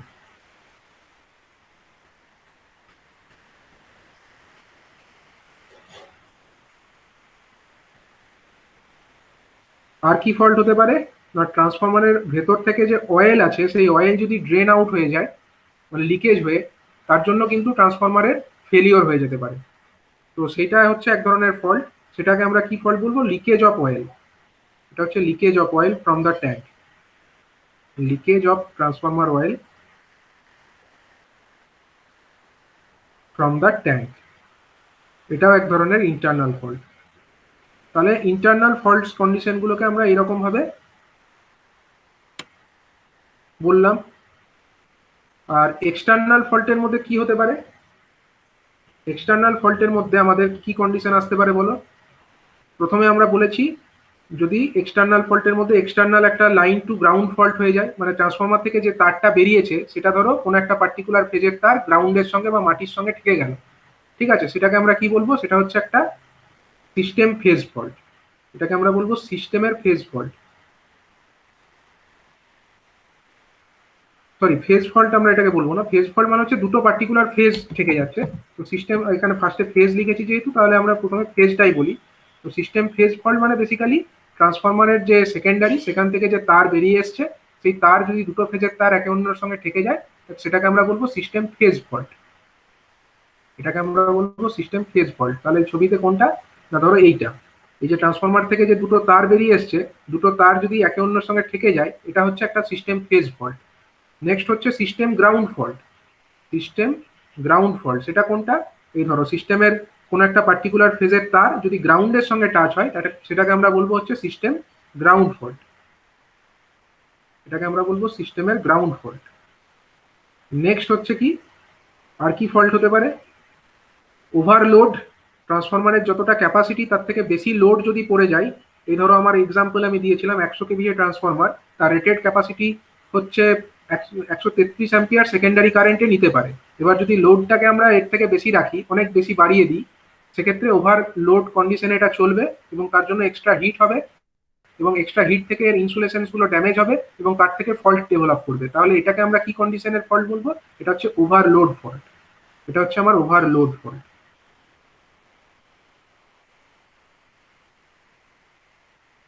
আর কি এক্সটার্নাল ফল্ট হতে পারে আমার? এর আগে আমি একটা বলেছি ওভার ফ্লাক্সিং। ওভার ফ্লাক্সিং মানে এটা কি? প্রথমেই বলেছিলাম যে ট্রান্সফরমারের মধ্যে যে ফ্লাক্স যেটা আছে সেটা হচ্ছে প্রপোর্শনাল টু কি হয়, V/F, কোনো কারণে সিস্টেমের ভোল্টেজ যদি এক্সট্রা অনেক বেশি হয়ে যায়, ওভার ভোল্টেজ হয়ে যায়, অথবা ফ্রিকোয়েন্সি অনেক কমে যায়, দ্যাট মিনস আন্ডার ফ্রিকোয়েন্সি হয়ে যায়, সেটার জন্য আমার ট্রান্সফরমারের যে ফ্লাক্স সেটা তার রেটেড ভ্যালুর থেকে অনেক বেশি হয়ে যেতে পারে, এবং আলটিমেটলি এটার জন্য কিন্তু ট্রান্সফরমারের যে স্কোর সেটা স্যাচুরেট করে যেতে পারে, এবং তার জন্য ট্রান্সফরমারের প্রপার্টিটাই নষ্ট হয়ে যেতে পারে।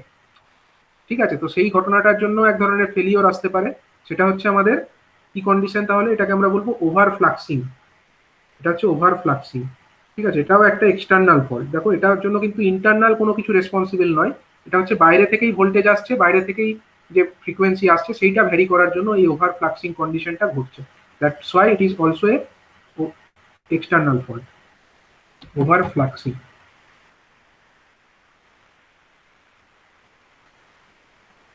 ঠিক আছে, তাহলে এইভাবে আমরা ট্রান্সফরমারের মধ্যে বিভিন্ন ধরনের যে ফল্ট কন্ডিশন সেগুলোকে ক্লাসিফাই করতে পারি। কিছু হচ্ছে আমার ইন্টারনাল ফল্টস, এবং কিছু হতে পারে আমার এক্সটার্নাল ফল্টস। এগুলোই হচ্ছে মেজর টাইপের ফল্টস, আরো অনেক ফল্ট হতেই পারে। ঠিক আছে, মেজর এইগুলোকেই আমরা ডিসকাস করব। এবার হচ্ছে কি, এই যে ফল্টস গুলো হচ্ছে সেগুলোকে তো প্রোটেক্ট করতে হবে, মানে ট্রান্সফরমারকে আমাদেরকে রক্ষা করতে হবে। রক্ষা করবার জন্য আমরা কিছু প্রোটেক্টিভ স্কিম নিশ্চয়ই ইউজ করব। ঠিক আছে, এবার এই কোন ফল্ট এর হাত থেকে বাঁচবার জন্য আমরা কি ধরনের প্রোটেকশন ব্যবহার করব সেগুলোকে আমরা প্রথমে একটু রাফলি একটু বলে নিই। তো দেখো, প্রথমে হচ্ছে ফল্ট টাইপ আমরা লিখব, একটা চার্ট আমরা বানাই। প্রথমে আমরা ফল্ট টাইপ লিখব, আর নেক্সট আমরা লিখব হচ্ছে কি, নেক্সট আমরা লিখব এদিকে কি ধরনের প্রোটেকশন আমরা ইউজ করতে পারি, ফল্ট টাইপ। আর এদিকে আমরা লিখছি হচ্ছে ধরো protection scheme, protection scheme.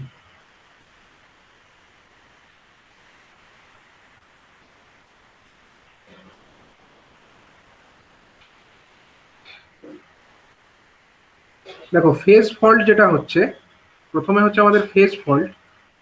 Phase ফল্টের হাত থেকে বাঁচার জন্য আমরা কি ইউজ করব, যদি ফল্ট হয় দুটো ফেজের মধ্যে যদি টাচ করে যায় সেটা হচ্ছে একটা ফেজ ফল্ট, সেক্ষেত্রে কি এক্সট্রা কি ফ্লো হবে বলো, প্রচুর পরিমাণে কি ফ্লো হবে, কারেন্ট ফ্লো হবে।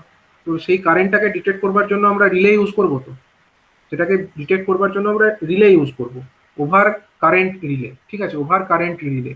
তো সেই ওভার কারেন্ট রিলে আমরা ইউজ করে থাকি, অনেক ক্ষেত্রে ইউজ করি, কিন্তু আরো যদি বড় রেটিং এর ট্রান্সফরমার হয় এবং কস্টলি ট্রান্সফরমার হয় সেখানে আমরা মেন প্রোটেকশন হিসাবে কিন্তু ডিফারেন্সিয়াল প্রোটেকশন ইউজ করি, এবং শুধু নর্মাল ডিফারেন্সিয়াল প্রোটেকশন নয়, আমরা ইউজ করি কি পার্সেন্টেজ ডিফারেন্সিয়াল প্রোটেকশন, যেটা আমরা অল্টারনেটরের ক্ষেত্রে ডিসকাস করেছি, সেই রকমই এখানেও পার্সেন্টেজ ডিফারেন্সিয়াল প্রোটেকশন ইউজ করা হবে। পার্সেন্টেজ ডিফারেন্সিয়াল, সংক্ষিপ্তভাবে লিখলাম এটা, পার্সেন্টেজ ডিফারেন্সিয়াল প্রোটেকশন বা পার্সেন্টেজ ডিফারেন্সিয়াল রিলে। ঠিক আছে, পার্সেন্টেজ ডিফারেন্সিয়াল রিলে আমরা এখানে ইউজ করব মেন প্রোটেকশন পারপাসের জন্য, এবং ব্যাকআপ হিসাবে, মানে যদি এটা কোনো কারণে ফেল করে, এটা হচ্ছে কি কোনো একটা পার্টিকুলার জোনকে প্রোটেক্ট করার জন্য।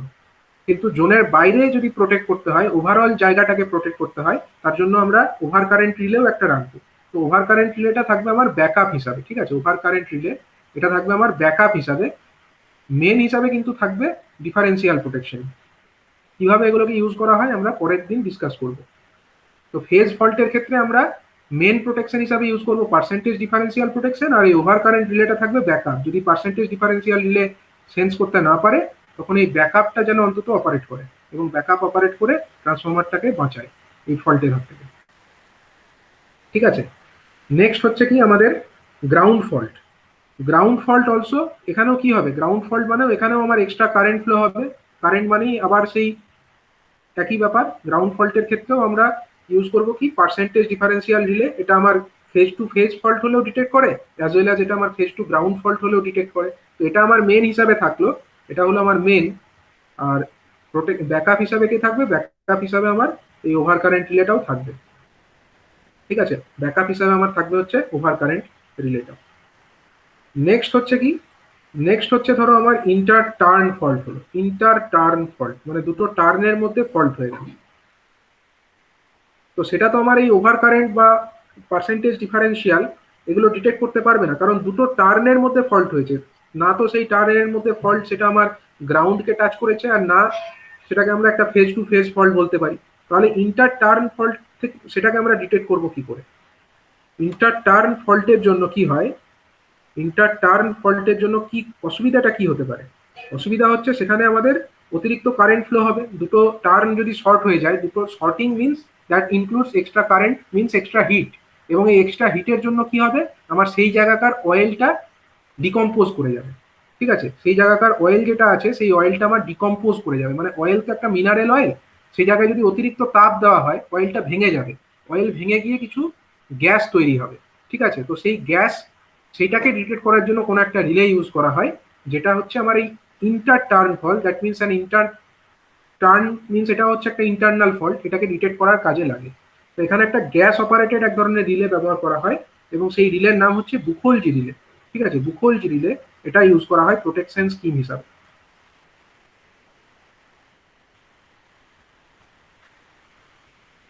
বুখোলজি রিলে এখানে আমরা ব্যবহার করব for protecting the internal faults, মানে ইন্টার টার্ন ফল্ট, তার জন্য আমরা বুখোলজি রিলে ইউজ করব। ঠিক আছে, নেক্সট হচ্ছে আমাদের অয়েল লিকেজ।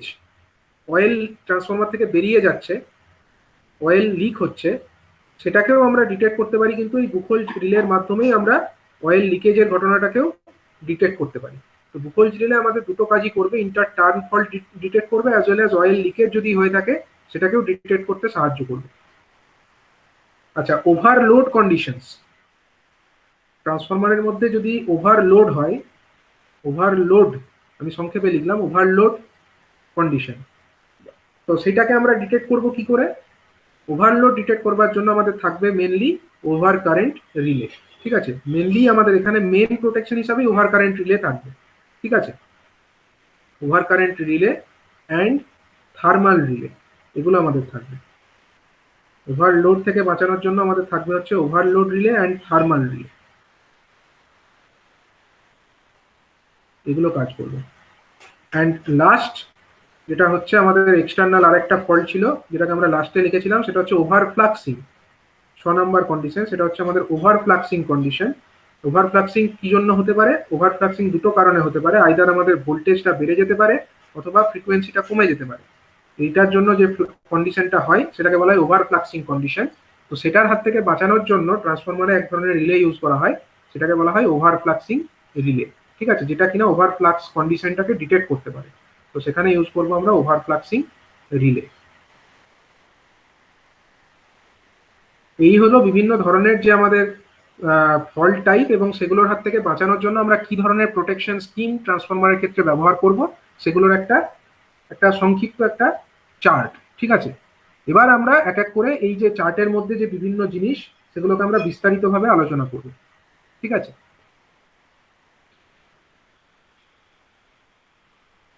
তো এই জিনিসগুলো বুঝতে পারছো কি ব্যাপারটা আমরা ডিসকাস করলাম এতক্ষণ পর্যন্ত? ট্রান্সফরমারের মধ্যে কি কি ডিসকাস করা হয়েছে এখনো পর্যন্ত? কারো ডাউট আছে এইটুকু পার্টের মধ্যে?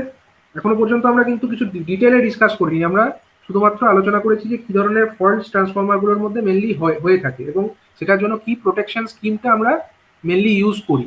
আমরা এখনো কিন্তু স্কিমের কোনো ডেসক্রিপশনে যাইনি। ঠিক আছে, আমরা এবার আস্তে আস্তে এক এক করে ডিসকাস করব।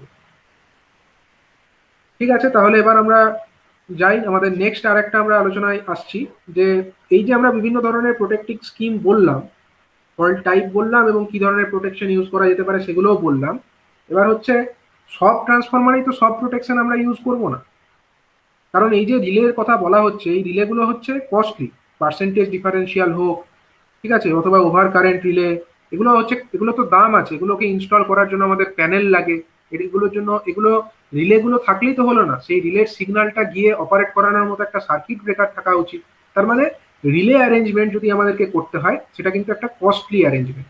বুখল রিলেও যদি থাকে এটার জন্য কিন্তু আমাদের প্যানেল ইউজ করতে হবে, তো অনেক কিছু কস্ট এর সঙ্গে ইনভলভ থাকে।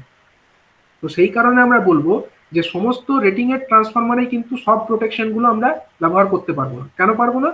কারণ হচ্ছে কস্ট সেটাকে পারমিট করবে না। ঠিক আছে, একটা ছোট ট্রান্সফরমার, স্মল ডিস্ট্রিবিউশন ট্রান্সফরমার, যেগুলো তোমরা বিভিন্ন পোলের ওপরে দেখে থাকো, সেই পোল মাউন্টেড ট্রান্সফরমার, সেগুলো তো স্মল রেটিং এর ট্রান্সফরমার। এবার ওগুলোর জন্য যদি আমরা একটা পার্সেন্টেজ ডিফারেন্সিয়াল রিলে বা একটা ধরো আমাদের ওভার কারেন্ট রিলে বা বুখোলজ রিলে, এগুলোকে যদি আমরা ইউজ করতে চাই তখন কি হবে? সেগুলোর জন্য আমাদের অনেক কস্ট ইনভলভ হয়ে যাবে। তাই স্মল ট্রান্সফরমারে নিশ্চয়ই আমরা এত কিছু প্রোটেকশন ব্যবহার করতে পারবো না। তো আমরা আরেকটা চার্ট বানাই যেখানে আমরা বলি যে কি ধরনের ট্রান্সফরমার এবং কি ধরনের প্রোটেকশন সেখানে ইউজ হয়, type of transformer and type of protection. এদিকে আমরা ধরো একটা টাইপ অফ প্রোটেকশনটা বলছি।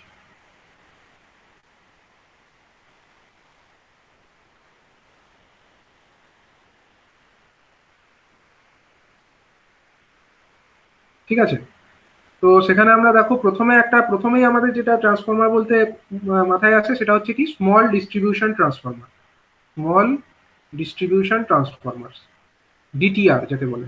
ডিস্ট্রিবিউশন ট্রান্সফরমারকে সংক্ষেপে আমরা ডিটিআর বলে থাকি। এই স্মল ডিটিআর গুলোতে কি থাকে প্রোটেকশন হিসাবে দেখেছো তোমরা? পোলের ওপরে যে ট্রান্সফরমার থাকে তাদের প্রোটেকশন হিসাবে অনলি কি থাকে বলো? অনলি হচ্ছে আমাদের এইচভি ফিউজই থাকে, মানে হাই ভোল্টেজ বা 11 কেভি সাইডে একটা ফিউজ থাকে, অনলি এইচভি ফিউজ থাকে, এবং এলভি সাইডেও ফিউজ থাকে, এইচভি অথবা এলভি সাইডেও আমাদের ট্রান্সফরমার থেকে যেটা বেরিয়ে যায় আউটগোয়িং, সেখানেও কিন্তু আমাদের ফিউজ লাগানো থাকে, কিয়স্ক, এলটি কিয়স্ক বলে থাকে, তার মধ্যে কিন্তু ফিউজের অ্যারেঞ্জমেন্ট করা থাকে। তো অনলি এলভি অথবা এইচভি ফিউজ, এটাই হচ্ছে এর প্রোটেকশন, আর কিছু থাকে না এতে। স্মল ডিস্ট্রিবিউশন ট্রান্সফরমারে কিন্তু আর কিছুই থাকে না।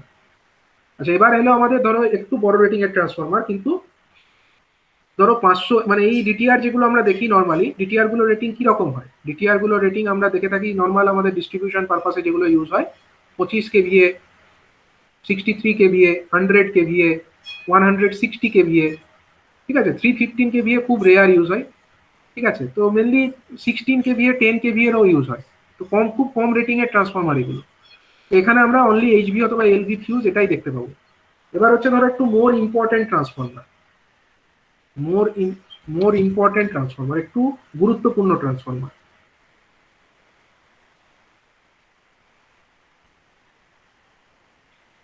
মানে এগুলো ডিটিআর বা ডিস্ট্রিবিউশন ট্রান্সফরমারই, কিন্তু মোর ইম্পর্টেন্ট, মানে এটার গুরুত্ব একটু বেশি। ধরো কোনো ফ্যাক্টরিতে আছে, ফ্যাক্টরিতে থাকলেও মানে কি সেখানে ট্রান্সফরমারের গুরুত্ব বেড়ে গেল, কারণ ওর উপরেই ট্রান্সফরমার থেকেই তো পাওয়ার আসবে, এবং দিয়ে তারপরে ফ্যাক্টরি যাবতীয় মোটর বা যাবতীয় যে অ্যাপ্লিকেশন সব চলবে। বা ট্রান্সফরমার ফেলিওর হয়ে গেল মানে তো ট্রান্সফরমারের ফ্যাক্টরি টোটাল ওয়ার্ক প্রসেসটাই ইন্টারাপ্টেড হয়ে যাবে। তাহলে মোর ইম্পর্টেন্ট কোনো ট্রান্সফরমার যদি থাকে, যেগুলো আরো গুরুত্বপূর্ণ, কিন্তু রেটিংটা ওই অ্যারাউন্ড 500 কেভিএ, ঠিক আছে, 500 কেভিএর ধারে কাছে এরকম রেটিং, তো 500 কেভিএর মধ্যে এরকম রেটিং এ, কিন্তু ইম্পর্টেন্ট ট্রান্সফরমার, ইম্পর্টেন্স তার বেশি। এগুলো তো ধরো পোল মাউন্টেড, মানে এগুলো হচ্ছে ডোমেস্টিক পারপাসে ইউজ হয়, কিন্তু তার থেকে ফ্যাক্টরি ট্রান্সফরমারের গুরুত্ব নিশ্চয়ই বেশি হবে। তো সেগুলোর ক্ষেত্রে কিন্তু আরেকটু এক্সট্রা প্রোটেকশন থাকে, সেখানে আমাদের রিলে অ্যারেঞ্জমেন্টও থাকে। সেখানে কি কি রিলে ব্যবহার করা থাকে? 500 কেভিএ রেঞ্জের ট্রান্সফরমারের জন্য ওভার কারেন্ট রিলে থাকে, ঠিক আছে, ওভার কারেন্ট রিলে থাকে। আর কি থাকে? আর্থ ফল্ট রিলে থাকে, এবং সেখানে আমরা ইনস্ট্যান্টেনিয়াস আর্থ ফল্ট রিলে, ঠিক আছে, ইনস্ট্যান্টেনিয়াস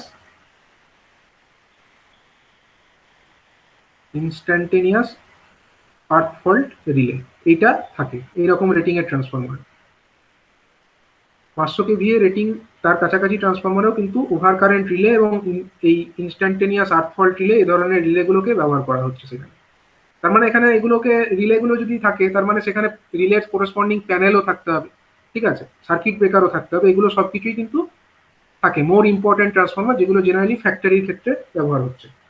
এবার হচ্ছে ধরো ফর ইম্পর্টেন্ট লোকেশন, আরো ইম্পর্টেন্ট লোকেশনে আছে এবং তার রেটিংটা 500 কেভিএর থেকে বেশি, ইম্পর্টেন্ট ট্রান্সফরমার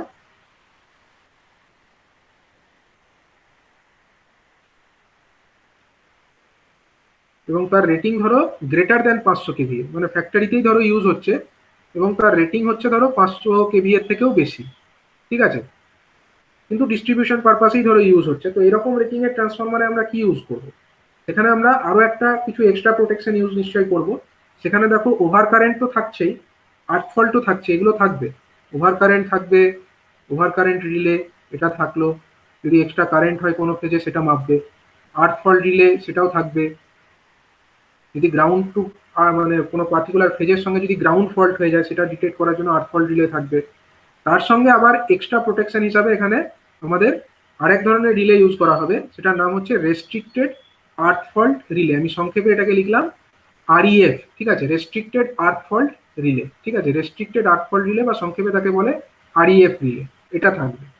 আর কি থাকবে তার সঙ্গে? আমাদের কনজারভেটর ট্যাঙ্ক থাকবে এবং সেই কনজারভেটর ট্যাঙ্ক এবং মেন ট্যাঙ্কের সংযোগস্থলে থাকবে একটা রিলে, তার নাম হলো বুখোলজি রিলে।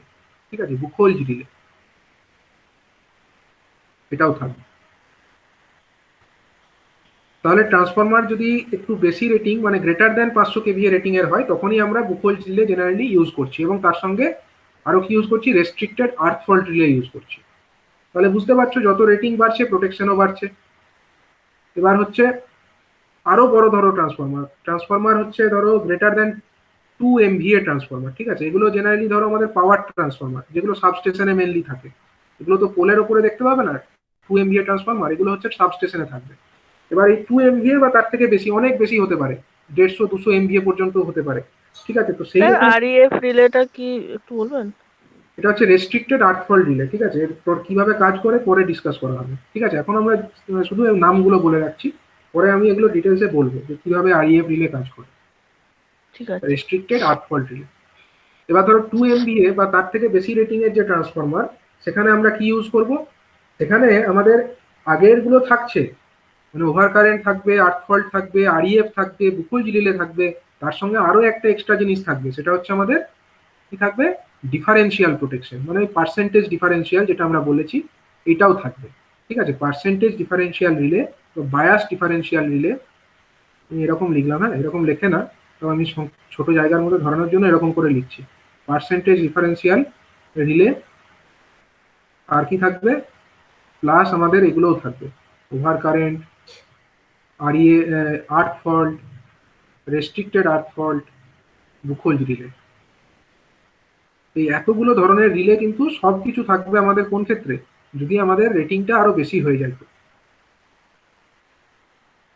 তার মানে বুঝতে পারছো যত রেটিং বাড়ছে ট্রান্সফরমারের প্রোটেকশনের মানে খরচ বেড়ে যাচ্ছে। তো এবার কম ছোট একটা রেটিং এর ট্রান্সফরমার, সেখানে যদি এত রিলে আমরা ইউজ করতে চাই, তো রিলে বা সার্কিট ব্রেকার তার দাম তো ট্রান্সফরমারের দামের থেকে বেশি হয়ে যাবে। তার জন্য এত প্রোটেকশনে সেখানে ইউজ করা হয় না, এবং সম্ভবও নয়। একটা পোলের ওপরে আমরা এত কিছু অ্যারেঞ্জমেন্ট যদি করতে চাই সেটা তো প্র্যাকটিক্যালি সম্ভব না। তো সেই কারণে স্মল ডিটিআর এর ক্ষেত্রে অনলি এইচভি অথবা এলভি ফিউজ এটাই যথেষ্ট। একটু বেশি ইম্পর্টেন্ট যেগুলো ফ্যাক্টরিতে থাকে এবং অ্যারাউন্ড ওই 500 কেভিএ রেঞ্জের ভেতরে, সেখানে আমাদের ওভার কারেন্ট রিলে, ইনস্ট্যান্টেনিয়াস আর্থ ফল্ট রিলে এটা ইউজ করা হয়। আর আরো ইম্পর্টেন্ট যেটা 500 কেভিএর থেকে রেটিংটা তার বেশি, সেখানে আমাদের ওভার কারেন্ট আর্থ ফল্ট, তার সঙ্গে আরো এক্সট্রা হিসাবে থাকছে আরইএফ বা রেস্ট্রিক্টেড আর্থ ফল্ট এবং বুখোলজ রিলে। আর গ্রেটার দেন 2 MVA হলে সেখানে percentage differential relay, over current earth fault, restricted earth fault, Buchholz relay. ঠিক আছে, এই এতগুলো প্রোটেকশন ইউজ করা হচ্ছে। এবারে আমরা এক এক করে ডিসকাস করব যে আমাদের এই রিলেগুলো কোথায় কি থাকছে। ঠিক আছে, প্রথমে আমরা যে রিলেটার কথা ডিসকাস করব, এই ধরনের রিলেগুলো তোমরা আগে অন্য চ্যাপ্টারে দেখেছো, ওভার কারেন্ট রিলে কি করে কাজ করে, আর্থ ফল্ট রিলে কি করে কাজ করে, এগুলো অন্যান্য চ্যাপ্টারে তোমরা পড়েছো। এবং আমি এটা জেনারেটর প্রোটেকশন বলবার সময় ডিফারেন্সিয়াল রিলেটাও তোমাদেরকে ডিসকাস করেছি।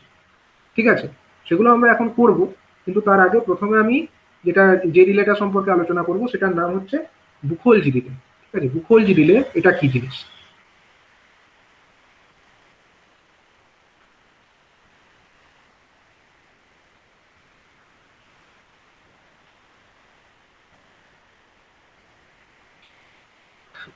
এটা কি কাজে লাগে, এই বুখোলজ রিলে কি ডিটেক্ট করতে কাজে লাগে না, ইন্টার টার্ন ফল্ট, মানে হচ্ছে ট্রান্সফরমারের ভেতরে কোনো ইন্টারনাল ফল্টস যদি হয়, যেটাকে আমরা নর্মাল ওভার কারেন্ট অথবা আর্থ ফল্ট রিলে দিয়ে ডিটেক্ট করতে পারবো না, সেটাকে আমরা বলছি কি ইন্টার টার্ন ফল্ট। এবং সেটাকে ডিটেক্ট করার কাজ কে করে, বুখোলজ রিলে করে।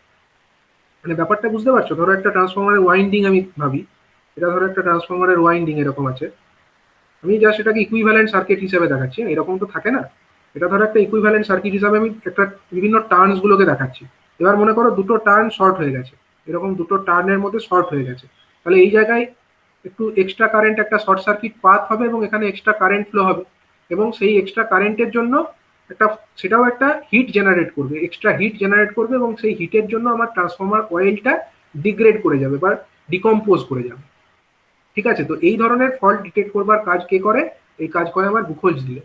এবার এই বুখোলজ রিলেটা লাগানো থাকে কোথায়, বুখোলজ রিলেটা থাকে কোথায় এবং কোন ধরনের ট্রান্সফরমারেই বা এগুলো থাকতে পারে। দেখো, বুখোলজ রিলে কিন্তু কেবলমাত্র আমাদের যেখানে অয়েল আছে যে ট্রান্সফরমারে, সেই অয়েল টাইপ ট্রান্সফরমারেই আমরা বুখোলজ রিলে দেখতে পাবো, ড্রাই টাইপ ট্রান্সফরমারে কিন্তু হবে না। তাহলে বুকোলজি রিলে থাকবে একমাত্র আমাদের অয়েল টাইপ ট্রান্সফরমারে। তো ধরো একটা ট্রান্সফরমারের এটা মেন ট্যাঙ্ক, এটা হলো মেন ট্যাঙ্ক, ঠিক আছে। এগুলো ধরো একটু রেডিয়েটার গুলো আমি দেখিয়ে দিলাম, সাইডে এরকম রেডিয়েটার থাকে স্যার সবার নিচে। কয়লার জায়গাটা কি বললেন? ইন্টারটার্ন ফল্ট, ইন্টারটার্ন, দুটো টার্নের মধ্যে শর্ট হয়ে গেছে এরকম, এটাকে আমরা ইন্টারটার্ন ফল্ট বলতে পারি। তো মানে একটা ফেজেরই কয়েল, মনে করো এটা রেড ফেজেরই কয়েল, এর মধ্যে দিয়ে কারেন্ট এদিকে যাচ্ছে, কারেন্ট যাওয়ার কথা তো এই রাস্তা দিয়ে, এইরকম ঘুরে যাওয়ার কথা, কিন্তু যদি দুটো টার্নের মধ্যে এরকম শর্ট হয়ে যায়, দ্যাট ইজ আনডিজারেবল, কারণ দুটো টার্নের মধ্যে তো ইনসুলেশন আছে, ইনসুলেশন ড্যামেজ হয়ে শর্ট হবে, তাহলে সেই রাস্তা দিয়ে এক্সট্রা কারেন্ট একটা ফ্লো হবে। এক্সট্রা কারেন্ট ফ্লো হলে কি হবে? Current flow that is proportional to our heating. Current যত ফ্লো হবে তার সঙ্গে হিট, মানে স্কোয়ার অফ কারেন্ট, তার সঙ্গে হিট প্রপোর্শনাল।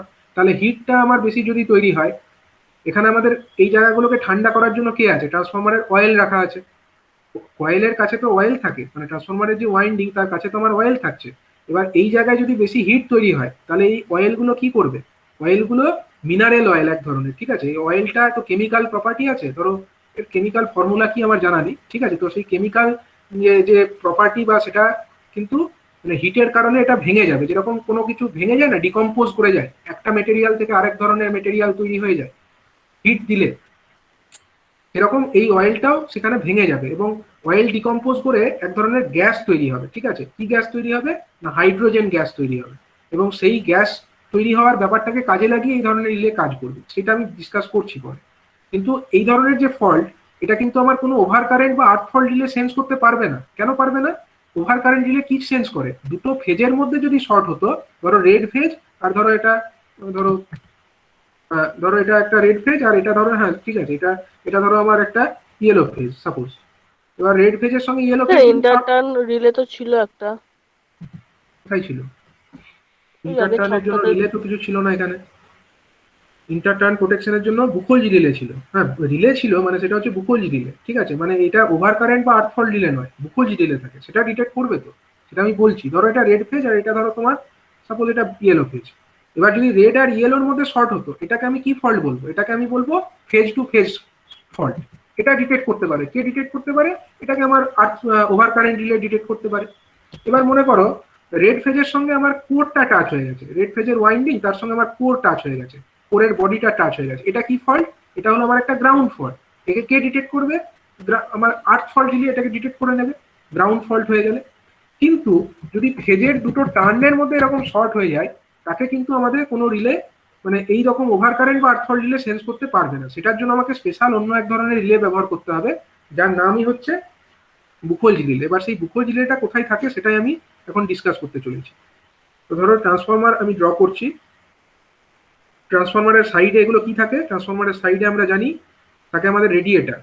রেডিয়েটার কেন থাকে? রেডিয়েটারের মধ্যে ট্রান্সফরমারের যে অয়েল সেগুলো সার্কুলেট করে, বেশি এরিয়া পায়, তার জন্য ঠান্ডা থাকে, ঠিক আছে। রেডিয়েটার সব ট্রান্সফরমারে তোমরা দেখতে পাবে এরকম, ঠিক আছে, কিছু রেডিয়েটার এরকম থাকে, এরকম ধরো রেডিয়েটার আছে,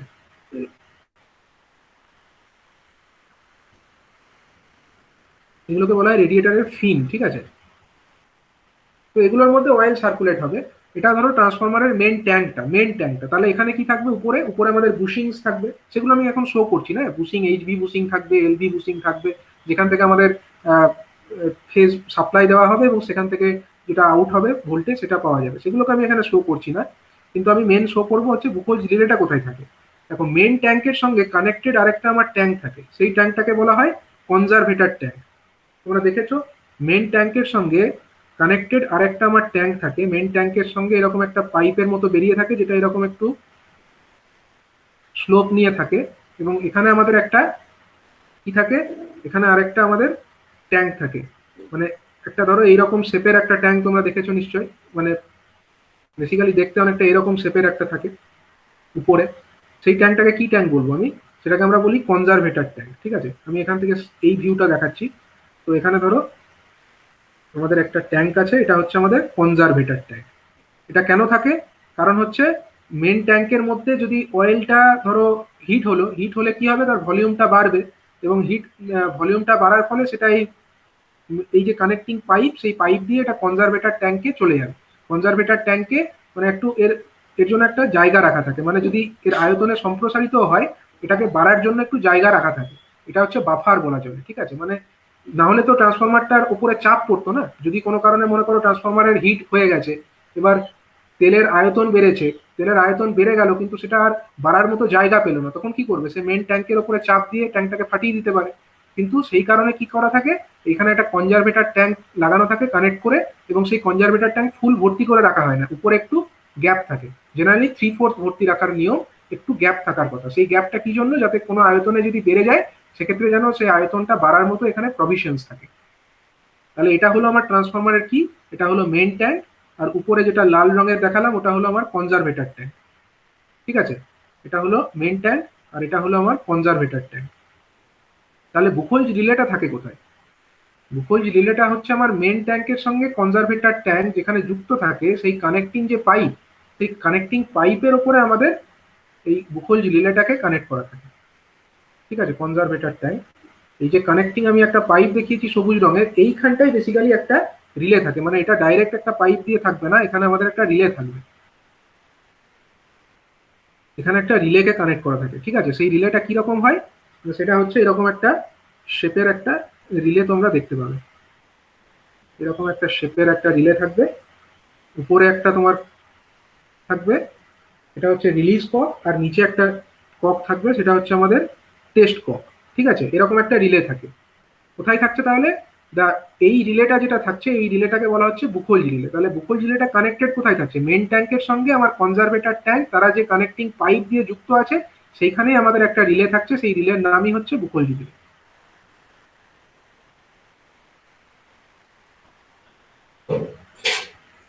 বুকোইজ রিলে, ঠিক আছে। তাহলে বোঝা গেল বুকোইজ রিলেটার পজিশনটা কোথায় থাকে।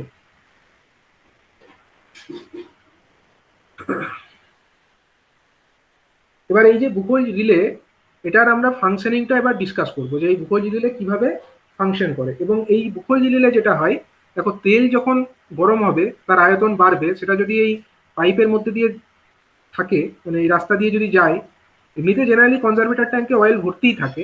ঠিক আছে, তার মানে দেখো এই যে অয়েলটা সেটা কিন্তু এই রিলের মধ্যে দিয়েও যাচ্ছে। হ্যাঁ, এই রিলের মধ্যে দিয়ে অয়েলটা কিন্তু আমার পাস হতে হবে, তাছাড়া তো পাথ নেই, রিলের মধ্যে দিয়ে অয়েলের পাথটা কমপ্লিটেড হচ্ছে।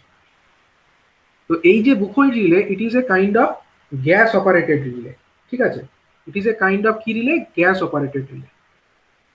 এই রিলে গ্যাসের ওপরে কাজ করে, গ্যাস অপারেটেড রিলে, গ্যাস দ্বারা অপারেটেড হয়।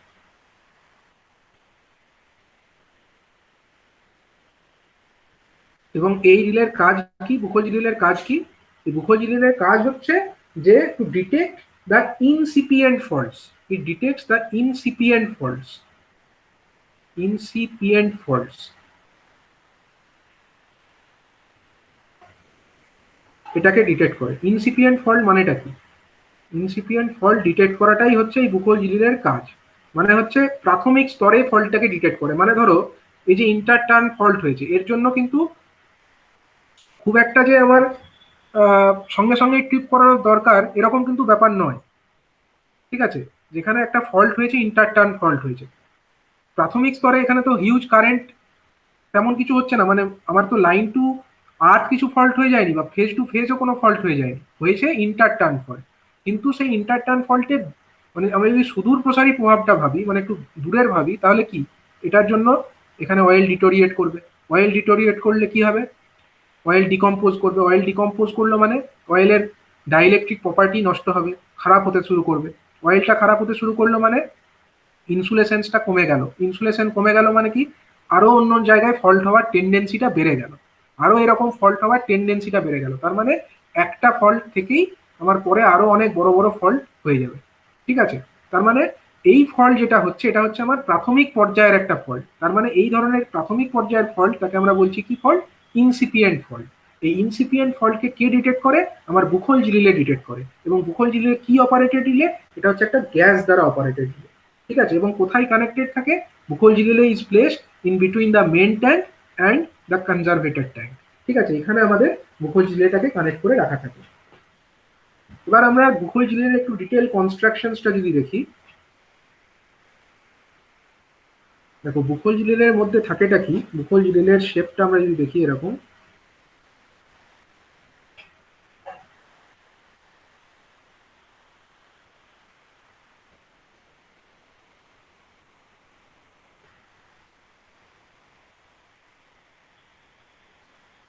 আমি বড় করে দেখাচ্ছি, মানে এই যে জিনিসটা, এই জিনিসটাকে আমরা এখন একটু বড় করে দেখছি আর কি। এই জিনিসটাকে, এই জিনিসটা কিরকম দেখতে হয়। তো এখানে দেখো,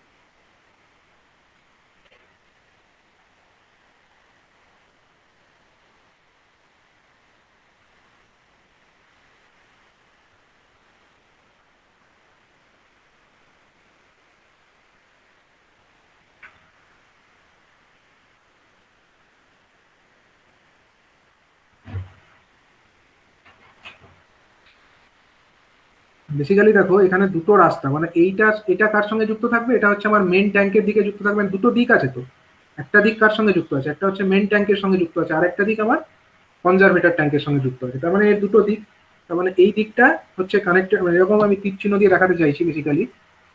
দেখো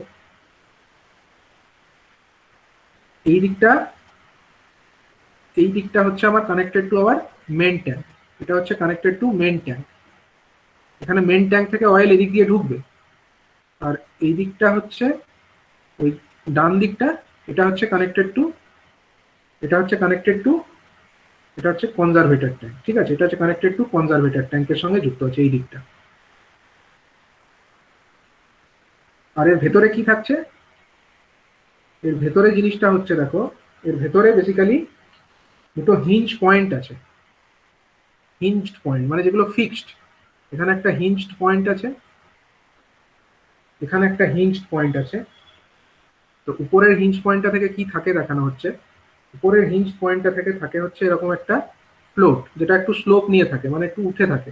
এবং এখানে একটা ফ্লোট থাকে, এটা একটু স্লোপ নিয়ে একটা, এটা ধরো একটা হিঞ্জ পয়েন্ট, সেখান থেকে ধরো একটা রড টাইপের একটা জিনিস, সেখানে একটা ভাসমান একটা বস্তু। এবং এই যে স্লোপ নিয়ে যে জিনিসটা আছে, এখানে রাখা থাকছে আমাদের একটা মার্কারি সুইচ। কি থাকছে, একটা মার্কারি সুইচ, এরকম একটা সুইচ।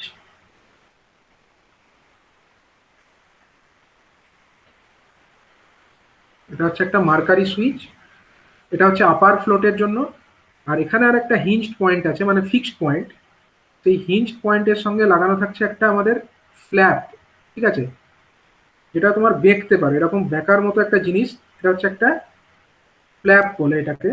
ঠিক আছে, এটা হচ্ছে যদি হাই প্রেসার বা হাই প্রেসারের উপরে পড়লে তবে এটা এটা টিল্ট করতে পারবে। এবং এই পয়েন্টের সঙ্গে একটা ফিক্সড একটা রড এরকম আছে, এটার স্লোপটা দেখো ডাউনওয়ার্ডস, নিচের দিকে, নিচের দিকে একটা ডাউনওয়ার্ড স্লোপের একটা জিনিস আছে। এবং এখানে আমাদের আরেকটা মার্কারি সুইচ রাখা আছে, এখানে আমাদের আরেকটা মার্কারি সুইচ থাকবে। এখানে কি থাকবে, আরেকটা মার্কারি সুইচ। ঠিক আছে, তাহলে দুটো মার্কারি সুইচ, মানে মার্কারি সুইচ বেসিক্যালি কি জিনিস আমি সেটা একটু বলে নিই। দেখো মার্কারি, এটা ধরো একটা কাঁচের একটা, এটা শিশি ভাবতে পারো, কাঁচের একটা এরকম একটা শিশির মতো। এবং তার উপরে একটা ধরো এরকম দুটো পয়েন্টস আছে, যেখানে আমাদের কি ঢুকছে, এখানে ধরো দুটো তার ঢুকছে। হ্যাঁ, দুটো ধরো কানেক্টিং কন্ডাক্টর ঢুকছে। ধরো একটা এরকম একটা তার ঢুকলো, কারেন্ট আছে যার মধ্যে কারেন্ট ফ্লো করতে পারে। আর এটা ধরো বেরিয়ে গেল। ঠিক আছে, এটা ধরো বেরিয়ে গেল। এবার এর ভেতরে কি আছে, আমার মার্কারি আছে। এর ভেতরে আছে আমার মার্কারি। মার্কারি কি জিনিস, মার্কারি হচ্ছে একটা মেটাল। ঠিক আছে, গলিত অবস্থায় থাকে, এটা লিকুইড অবস্থায় থাকে। এবং মার্কারি কি, ইট is a good conductor of electricity. Mercury is a good conductor of electricity. ঠিক আছে, এবার ধরো সুইচটা আমার এরকম পজিশনে আছে, মানে এই যে মার্কারি সুইচ যেটাকে আমি বললাম, যদি এই অবস্থায় থাকে তাহলে কি হবে, এই অবস্থায় থাকলে আমার কারেন্ট যেটা আছে, কারেন্টটা আমার এদিক দিয়ে এলো, এদিক দিয়ে এলো, শিশির ভেতরে ঢুকলো এবং এদিক দিয়ে গিয়ে এদিক দিয়ে চলে যাবে তো কারেন্টটা। কারণ মার্কারির ভেতর দিয়ে তো কারেন্ট ফ্লো করতে পারে। তার মানে এখন মার্কারি সুইচটা হচ্ছে আমরা বলতে পারি ওপেন কন্ডিশনে আছে, সরি ক্লোজড কন্ডিশনে আছে। Mercury switch is in closed condition. কিন্তু যদি মার্কারি সুইচটা এরকম উল্টানো অবস্থায় থাকতো, এরকম অবস্থায় যদি থাকতো, মনে করো এরকম টিল্টেড অবস্থায় যদি ধরো আছে, এবং ধরো এখানে আমাদের একটা তার ঢুকছে, ধরো এরকম একটা তার এখানে আমার ঢুকছে, দিয়ে বেরিয়ে যাচ্ছে, এটা হচ্ছে আমাদের কানেক্টর। এটা ধরো কারেন্ট এখান দিয়ে ফ্লো করবে, মানে আমরা এখানে ভোল্টেজ সাপ্লাই দিয়ে রেখেছি, এটা দিয়ে এলে সুইচটা ক্লোজ আমরা ধরবো। কখন ক্লোজ ধরবো? যদি আমার এর পাত দিয়ে কমপ্লিট রাস্তা পাই তাহলে। কিন্তু যদি এরকম টিল্টেড অবস্থায় থাকে এবং ধরো মার্কারি এই শিশির ভেতরে এতটা পর্যন্তই আছে, এবার সুইচটার ভেতরে ধরো এতটা পর্যন্তই মার্কারির লেভেল আছে, কতটা? এতটা। তাহলে কারেন্টের পাথটা কি কমপ্লিট হবে? ধরো এদিক দিয়ে কারেন্ট এলো, এদিক দিয়ে এলো, এদিক দিয়ে গেল, কিন্তু এখান দিয়ে তো পাচ্ছে না, এখানটা তো ওপেন, এই জায়গাটা তো ফাঁকা হয়ে গেছে। ফাঁকা হয়ে গেলে এদিক দিয়ে পাথটা কমপ্লিট হলো না। তাহলে পাথটা কমপ্লিট হবে কখন? যদি আমার এটা একটু বেঁকে যায়। এটাকে যদি আমরা একটু বেঁকিয়ে দিই, মানে এটাকে যদি এরকম বেঁকিয়ে দিই, তাহলে এইরকম পজিশনে, মানে ক্লকওয়াইজ যদি একটু ঘুরিয়ে দিই আমরা, এটাকে ক্লকওয়াইজ একটু ঘুরিয়ে দিলেই আমার এই পজিশনে চলে আসে, তখন এটা মার্কারি সুইচটা ক্লোজ হয়। কিন্তু এই পজিশনে যদি থাকে, আমরা কি বলতে পারি? মার্কারি সুইচ ইজ ইন কি position? Mercury switch is in open position বা অফ পজিশন। কিন্তু এখানে আমরা বলতে পারছি যে mercury switch is in closed position. ঠিক আছে, এবার ব্যাপার হচ্ছে আমার এইখানে একটা হিঞ্জড পয়েন্ট, এটা একটা ফিক্সড পয়েন্ট, এটা একটা ফিক্সড পয়েন্ট, এটাকে বলা হচ্ছে ফ্ল্যাপ। এটা হচ্ছে একটা ফ্ল্যাপ, যেটা কিনা হাই প্রেসার যদি পড়ে তাহলে এটা বেঁকবে। ঠিক আছে, এটা বেঁকলে এটা কোন দিকে মুভ করবে? এটা এই যে রডটা দেখতে পাচ্ছ, এই রডটা আমার এই দিকে ঘুরবে। কোন দিকে ঘুরবে?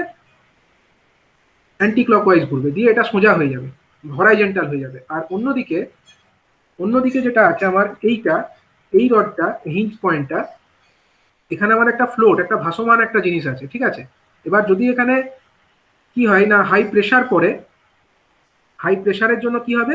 তখন এ আবার এই দিকে বেঁকবে। কোন দিকে ঘুরবে? এই দিকে, ক্লকওয়াইজ ঘুরবে। ক্লকওয়াইজ ঘুরলে এটা হরাইজেন্টাল হয়ে যাবে। তাহলে আমরা বলতে পারছি এখানে যে মার্কারি সুইচটা আছে, মার্কারি সুইচের মধ্যে এখানে নিশ্চয়ই আমার কিছু সার্কিটের তার থাকবে। এখানে একটা তার আছে এরকম, ধরো এই দুটো তার, এই দুটো তার গেছে কোথায়? এটা দুটো তার আমার চলে গেছে অ্যালার্ম সার্কিটে।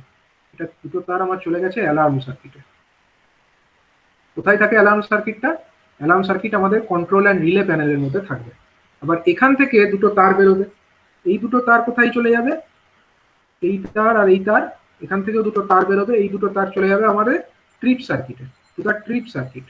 ঠিক আছে, ট্রিপ সার্কিট।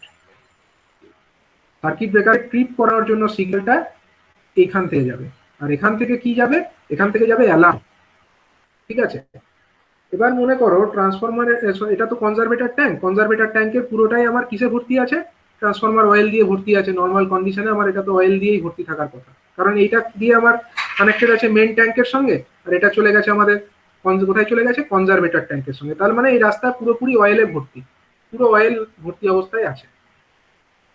ঠিক আছে, এরকম অয়েলে ভর্তি আছে। কিন্তু এর ভেতরে যে সুইচটা, যখন এটা এরকম বেঁকানো অবস্থায় থাকবে, আমি কি বললাম, এরকম যদি থাকে বেঁকানো অবস্থায়, তার মানে কি এখানে মার্কারির লেভেলটা এমনই আছে যে সুইচটা আমার কিন্তু ক্লোজ হচ্ছে না। মানে এখান দিয়ে এলেও কারেন্ট তো ফিরে যাওয়ার রাস্তা পাচ্ছে না, মানে এখানে সুইচটা ইজ ইন অফ পজিশন, আর এখানে সুইচটা হচ্ছে আমার অন পজিশন।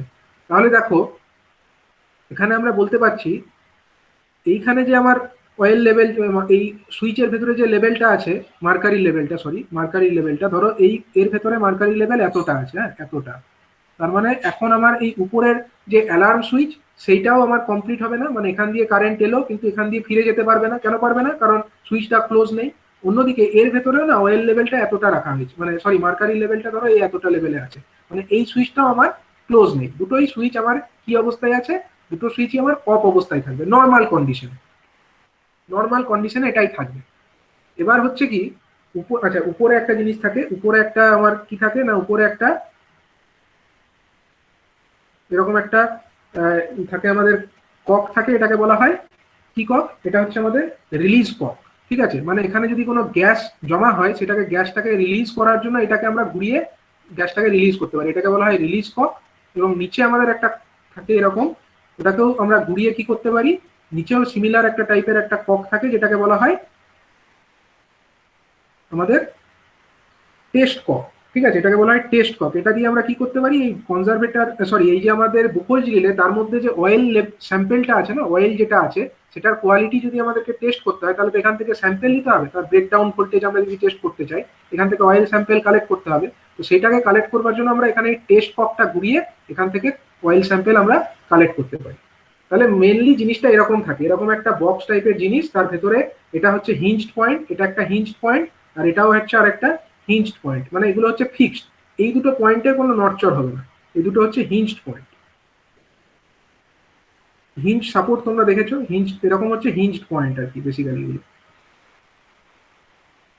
এবার কি হয় দেখো, যখন আমার নর্মাল কন্ডিশনে থাকে, নর্মাল কন্ডিশনে ট্রান্সফরমার যখন আছে তখন আমার মেন ট্যাঙ্ক দিয়ে অয়েল মানে মেন ট্যাঙ্ক থেকে অয়েল কনজারভেটর ট্যাঙ্কের মধ্যে কানেক্টেড আছে থ্রু দিস বুকোল রিলে। কোনো এই মার্কারি সুইচও ওপেন, এই মার্কারি সুইচও ওপেন, কোনো রকম কোনো ট্রিপ সিগন্যালের ব্যাপার নেই, অ্যালার্ম সার্কিটেরও কোনো ব্যাপার নেই।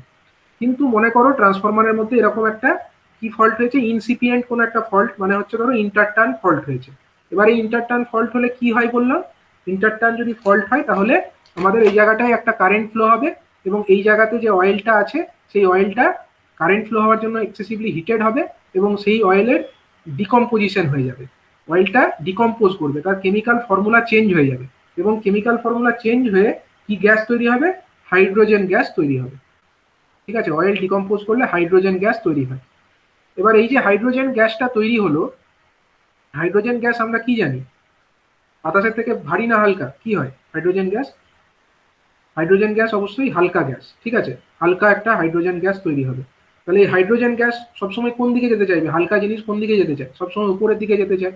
তাহলে এইখানে দেখো যে হাইড্রোজেন গ্যাস এই ভেতরে তৈরি হয়েছে, সেটা কোন দিক দিয়ে উপরে যাবে, এই রাস্তা দিয়ে গিয়ে এই রাস্তা দিয়ে গিয়ে এই কনজারভেটর ট্যাঙ্কে যেতে চাইবে, তো চাইবে তো এরকম রাস্তা দিয়ে হাইড্রোজেন গ্যাসটা যেতে চাইবে সবসময় উপরের দিকে।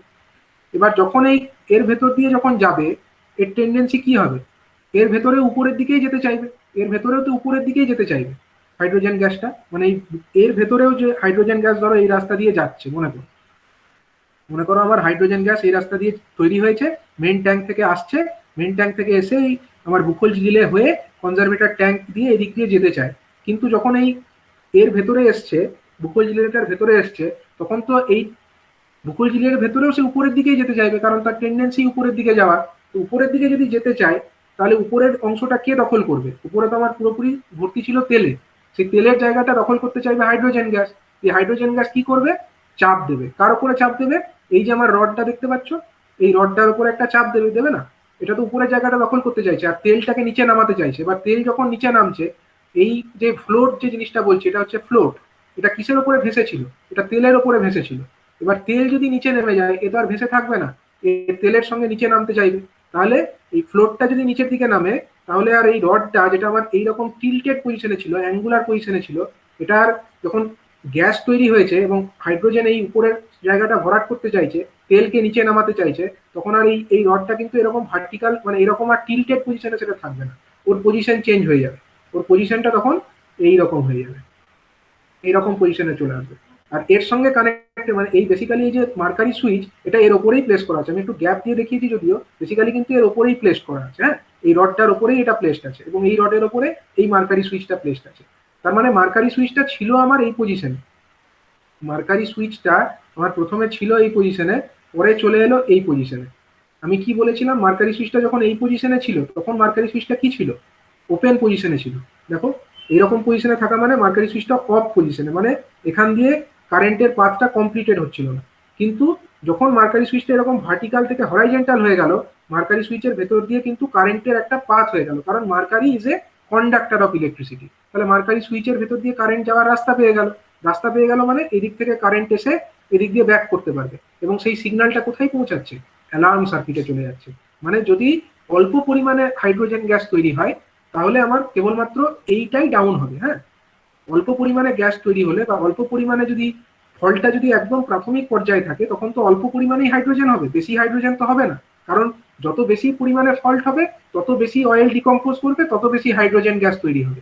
কিন্তু প্রাথমিক পর্যায়ে আমরা বলতে পারি যে হাইড্রোজেন গ্যাসের পরিমাণটা কম হবে, তখন হালকা পরিমাণে প্রেসার এটা এর ওপরে দেবে এবং তার জন্য কি করবে না, এইটা পজিশনটা ভার্টিক্যাল হয়ে থেকে এরকম টিল্টেড পজিশন থেকে এটা হরাইজেন্টালে চলে আসবে এবং তার ফলে মার্কারি সুইচের কন্ট্যাক্ট ক্লোজ হয়ে যাবে এবং আমাদের অ্যালার্ম সার্কিটে একটা সিগন্যাল চলে যাবে এবং যে অপারেটর আছে সে বুঝতে পারবে যে বুকোল রিলে অ্যালার্ম দিয়েছে এবং সে সতর্ক হবে। সতর্কতামূলক ব্যবস্থা হিসাবে কি করবে তখন, সে তখন ট্রান্সফরমারটাকে চালু করবে না, সে তখন প্রথমে এই যে রিলিজ ককটা আছে এখান থেকে গ্যাস রিলিজ করে দেখবে, যে এর মধ্যে গ্যাসের মধ্যে আমাদের দাহ্য পদার্থ বিশেষ আছে কিনা, ঠিক আছে।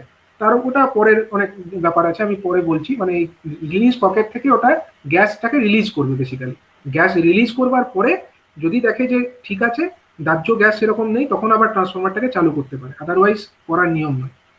এবার মনে করো কি হচ্ছে যে ফল্টটা আর ছোট নেই, ফল্টটা অনেক বড় ফল্ট হয়ে গেছে, হিউজ ফল্ট হয়ে গেছে। হিউজ ফল্ট হলে কি হবে, অনেকটা অয়েল ডিকম্পোজ করবে এবং অনেক অয়েল ডিকম্পোজ করলে অনেক হাইড্রোজেন গ্যাস তৈরি হবে। মানে হাইড্রোজেন গ্যাস যেটা আমার ফ্লো করবে এই মেন ট্যাঙ্ক থেকে কনজারভেটর ট্যাঙ্কে যাবে, যে হাইড্রোজেন গ্যাসটা এখন কি হয়েছে, প্রচুর পরিমাণে হিউজ গ্যাস তৈরি হয়েছে, মানে হিউজ একটা ফ্লো হচ্ছে, একটা হিউজ প্রেসার হচ্ছে। তো এতক্ষণ পর্যন্ত আমার এই যে ফ্ল্যাগটা, মানে এই ফ্ল্যাপটা, এটা কিন্তু কোনো অপারেট করেনি। কিন্তু যখন এখান দিয়ে huge amount of hydrogen gas flow করবে, প্রচুর পরিমাণে যখন ফ্লো করবে, তখন কি করবে, এই ফ্ল্যাপটাকে সে বেঁকিয়ে দেবে। এটাকে যদি বেঁকিয়ে দেয়, তখন কি বলেছি, এইটা তো ফিক্সড, হিঞ্জ পয়েন্টটা তো ফিক্সড, তখন আবার রোটেশনটা কোন দিকে হবে, এর রোটেশন এই দিকে হবে, এই দিকে, মানে ওটা হচ্ছে তোমার অ্যান্টি ক্লকওয়াইজ। তার মানে আমার যেটা এই রড যেটা ছিল, রডের পজিশনটা ইনিশিয়ালি ছিল এইরকম, এইরকম ছিল, ঠিক আছে। তার উপরে কে ছিল আমার, তার উপরে ছিল আমার মার্কারি সুইচটা এরকম ভাবে, এর উপরে মার্কারি সুইচটা এরকম ভাবে বসানো ছিল। কিন্তু যখন আমার হিউজ একটা গ্যাস ফ্লো হয়ে গেল, তখন এই ফ্ল্যাগটা বেঁকে গেল এবং এটা রোটেট করে গেল, এবং এটা যদি রোটেট করে যায় তখনকার পজিশন কি হবে, এটা আমার হরাইজেন্টাল হয়ে যাবে। এই রডটারও পজিশন এবার হরাইজেন্টাল হয়ে গেল এবং তার সঙ্গে সঙ্গে মার্কারি সুইচের পজিশনটাও অবশ্যই হরাইজেন্টাল হয়ে যাবে। মানে মার্কারি সুইচটাও আমার আগে ওপেন ছিল, আমরা জানি টিল্টেড পজিশনে যদি থাকে এরকম টিল্টেড ছিল, ওটা আমার এরকম টিল্টেড ছিল, সেখানেও কিন্তু আমার অয়েলের ব্যাপারটা এরকম ছিল। মানে মার্কারি যেটা ব্যাপারটা, মার্কারি কতটা পর্যন্ত ছিল, মার্কারি এতটা পর্যন্ত ছিল।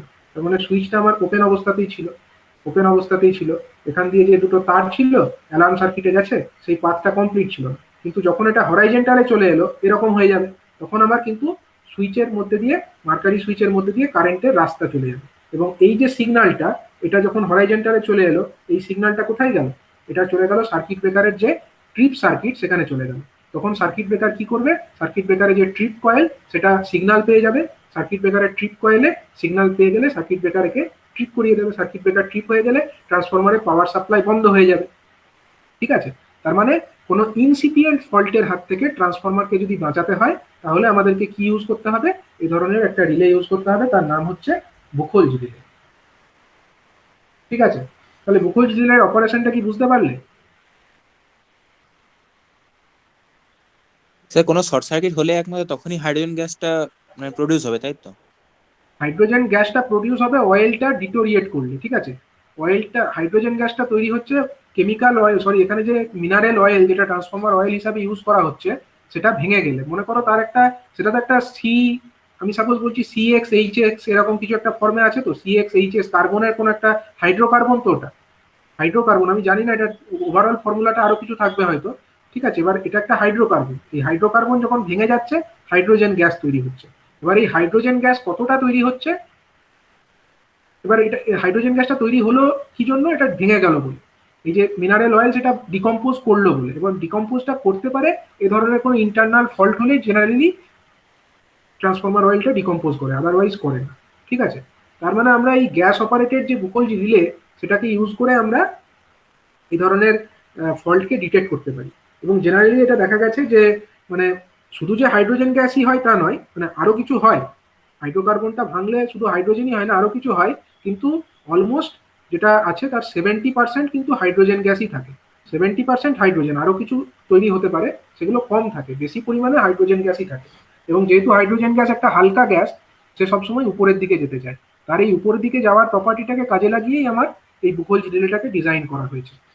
বুকোলজ রিলের মধ্যে আমাদের দুটো ইউজ করা হচ্ছে, দুটো আমাদের মার্কারি সুইচ থাকছে, একটা হচ্ছে অ্যালার্ম সার্কিটের জন্য আর একটা হচ্ছে ট্রিপ সার্কিটের জন্য। অ্যালার্ম সার্কিটটা কখন অপারেট করবে, না যখন ফল্টটা কম মাত্রায় থাকবে, কম অ্যামাউন্ট অফ হাইড্রোজেন গ্যাস তৈরি হয়েছে, তার জন্য অ্যালার্ম সার্কিটটা অপারেট করবে। কিন্তু যদি ফল্টটা huge amount of hydrogen gas তৈরি করে, that means fault is much more severe, at that condition এই ট্রিপ সার্কিটটাও আমার ট্রিপসের সিগন্যাল সার্কিট ব্রেকারকে পৌঁছে দেবে।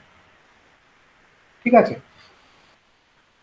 এবার হচ্ছে দেখো এই যে রিলিজ কক, এখান থেকে আমরা এই গ্যাসটাকে রিলিজ করতে পারি। মানে এখানে যে উপরে গ্যাসটা জমা হয়েছে, আমি কি বললাম গ্যাসের মধ্যে 70% হাইড্রোজেন, কিন্তু 30% তো আরো কিছু থাকতে পারে। এবার সেই গ্যাসটাকে আমরা কোথা থেকে রিলিজ করতে পারি, এই রিলিজ কক দিয়ে রিলিজ করতে পারি, এবং সেই গ্যাসের স্যাম্পেলটাকে আমরা কালেক্টও করতে পারি। ঠিক আছে, রিলিজ করতে পারি, এবং সেই গ্যাসের আমরা কি করতে পারি, সেটাকে আমরা দেখতে পারি যে সেই গ্যাসটার মধ্যে কোনো দাহ্য পদার্থ আছে কিনা। ঠিক আছে, যদি দাহ্য পদার্থ থাকে সেটা কিন্তু আরো ডেঞ্জারাস কন্ডিশনকে ইন্ডিকেট করছে।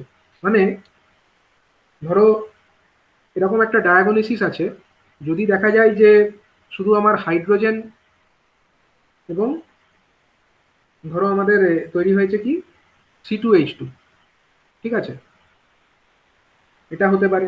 তার মানে হচ্ছে কনস্ট্রাকশনাল পার্টে, এই যে ট্রান্সফরমার তার কনস্ট্রাকশনাল পার্টে আমাদের আর্কিং হয়েছে in the oil between constructional parts.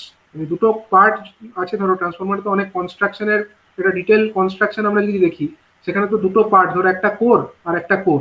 ঠিক আছে, এই দুটো কোরের মধ্যে মনে করো যে একটা অয়েল আছে, সেই অয়েলের মধ্যে আর্কিং হয়েছে। আর্কিং হওয়া মানে তখন আমার হাইড্রোজেনের সঙ্গে আমার এই অ্যাসিটিলিন গ্যাস তৈরি হবে।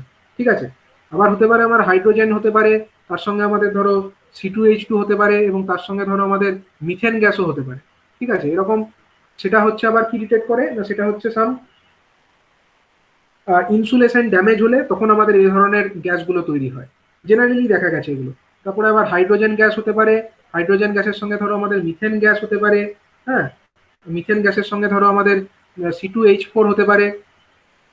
এই ধরনের যদি কোনো একটা ফল্ট হয়, তো সেটাকে আমরা বলতে পারি যে কোরের মধ্যে কিছু হটস্পট তৈরি হয়েছে। ঠিক আছে, এরকম করে মানে গ্যাসটাকে আমরা কি করে, মানে এখান থেকে এই ধরো টেস্ট কক, এখান থেকে তো আমরা এই অয়েল স্যাম্পেলটাকে কালেক্ট করতে পারি। এই অয়েলের স্যাম্পেলটাকে আমরা কালেক্ট করে না তার একটা অ্যানালিসিস করতে পারি। সেই অ্যানালিসিসটাকে বলা হয় ডিজিএ অ্যানালিসিস, ডিজলভড গ্যাস অ্যানালিসিস। মানে বুকোলজি রিলে যদি অপারেট করে, সেক্ষেত্রে আমরা এই ক্ষেত্রে একটা স্যাম্পেল কালেক্ট করে তার একটা ডিজলভড গ্যাস অ্যানালিসিস আমরা করতে পারি।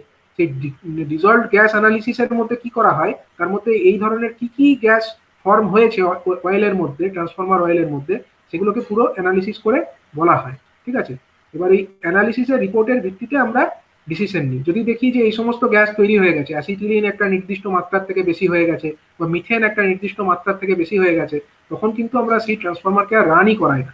সেক্ষেত্রে প্রোটেক্টিভ মেজার হিসাবে সেই ট্রান্সফরমারের অয়েলকে আমরা ফিল্ট্রেশন করি, অথবা ট্রান্সফরমার নতুন অয়েল আমরা ঢালি। ঠিক আছে, এই অয়েল দিয়ে ট্রান্সফরমারটাকে তখন চালানো আর সেফ হবে না।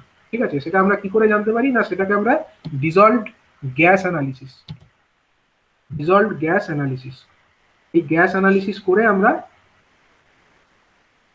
ট্রান্সফরমারের মধ্যে কোনো ইন্টারনাল ফল্ট হয়েছে কিনা সে ব্যাপারে একটা ধারণা করতে পারি। জেনারেলি আমরা বছরে একবার করে অন্তত পাওয়ার ট্রান্সফরমারের ক্ষেত্রে ডিজলভড গ্যাস অ্যানালিসিস করাই হয়। ঠিক আছে, আরো ইম্পর্টেন্ট ট্রান্সফরমার হলে হয়তো আরো কম সময়ের মধ্যে, হয়তো 3 মাসে একবার করে এরকম ডিজলভড গ্যাস অ্যানালিসিস করা উচিত। ঠিক আছে,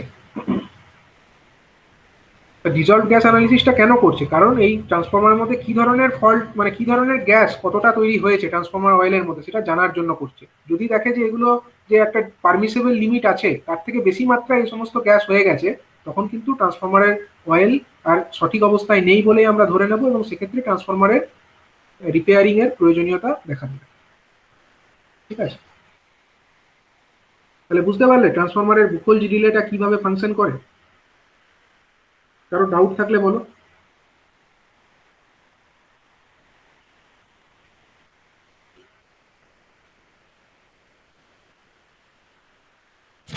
ঠিক আছে।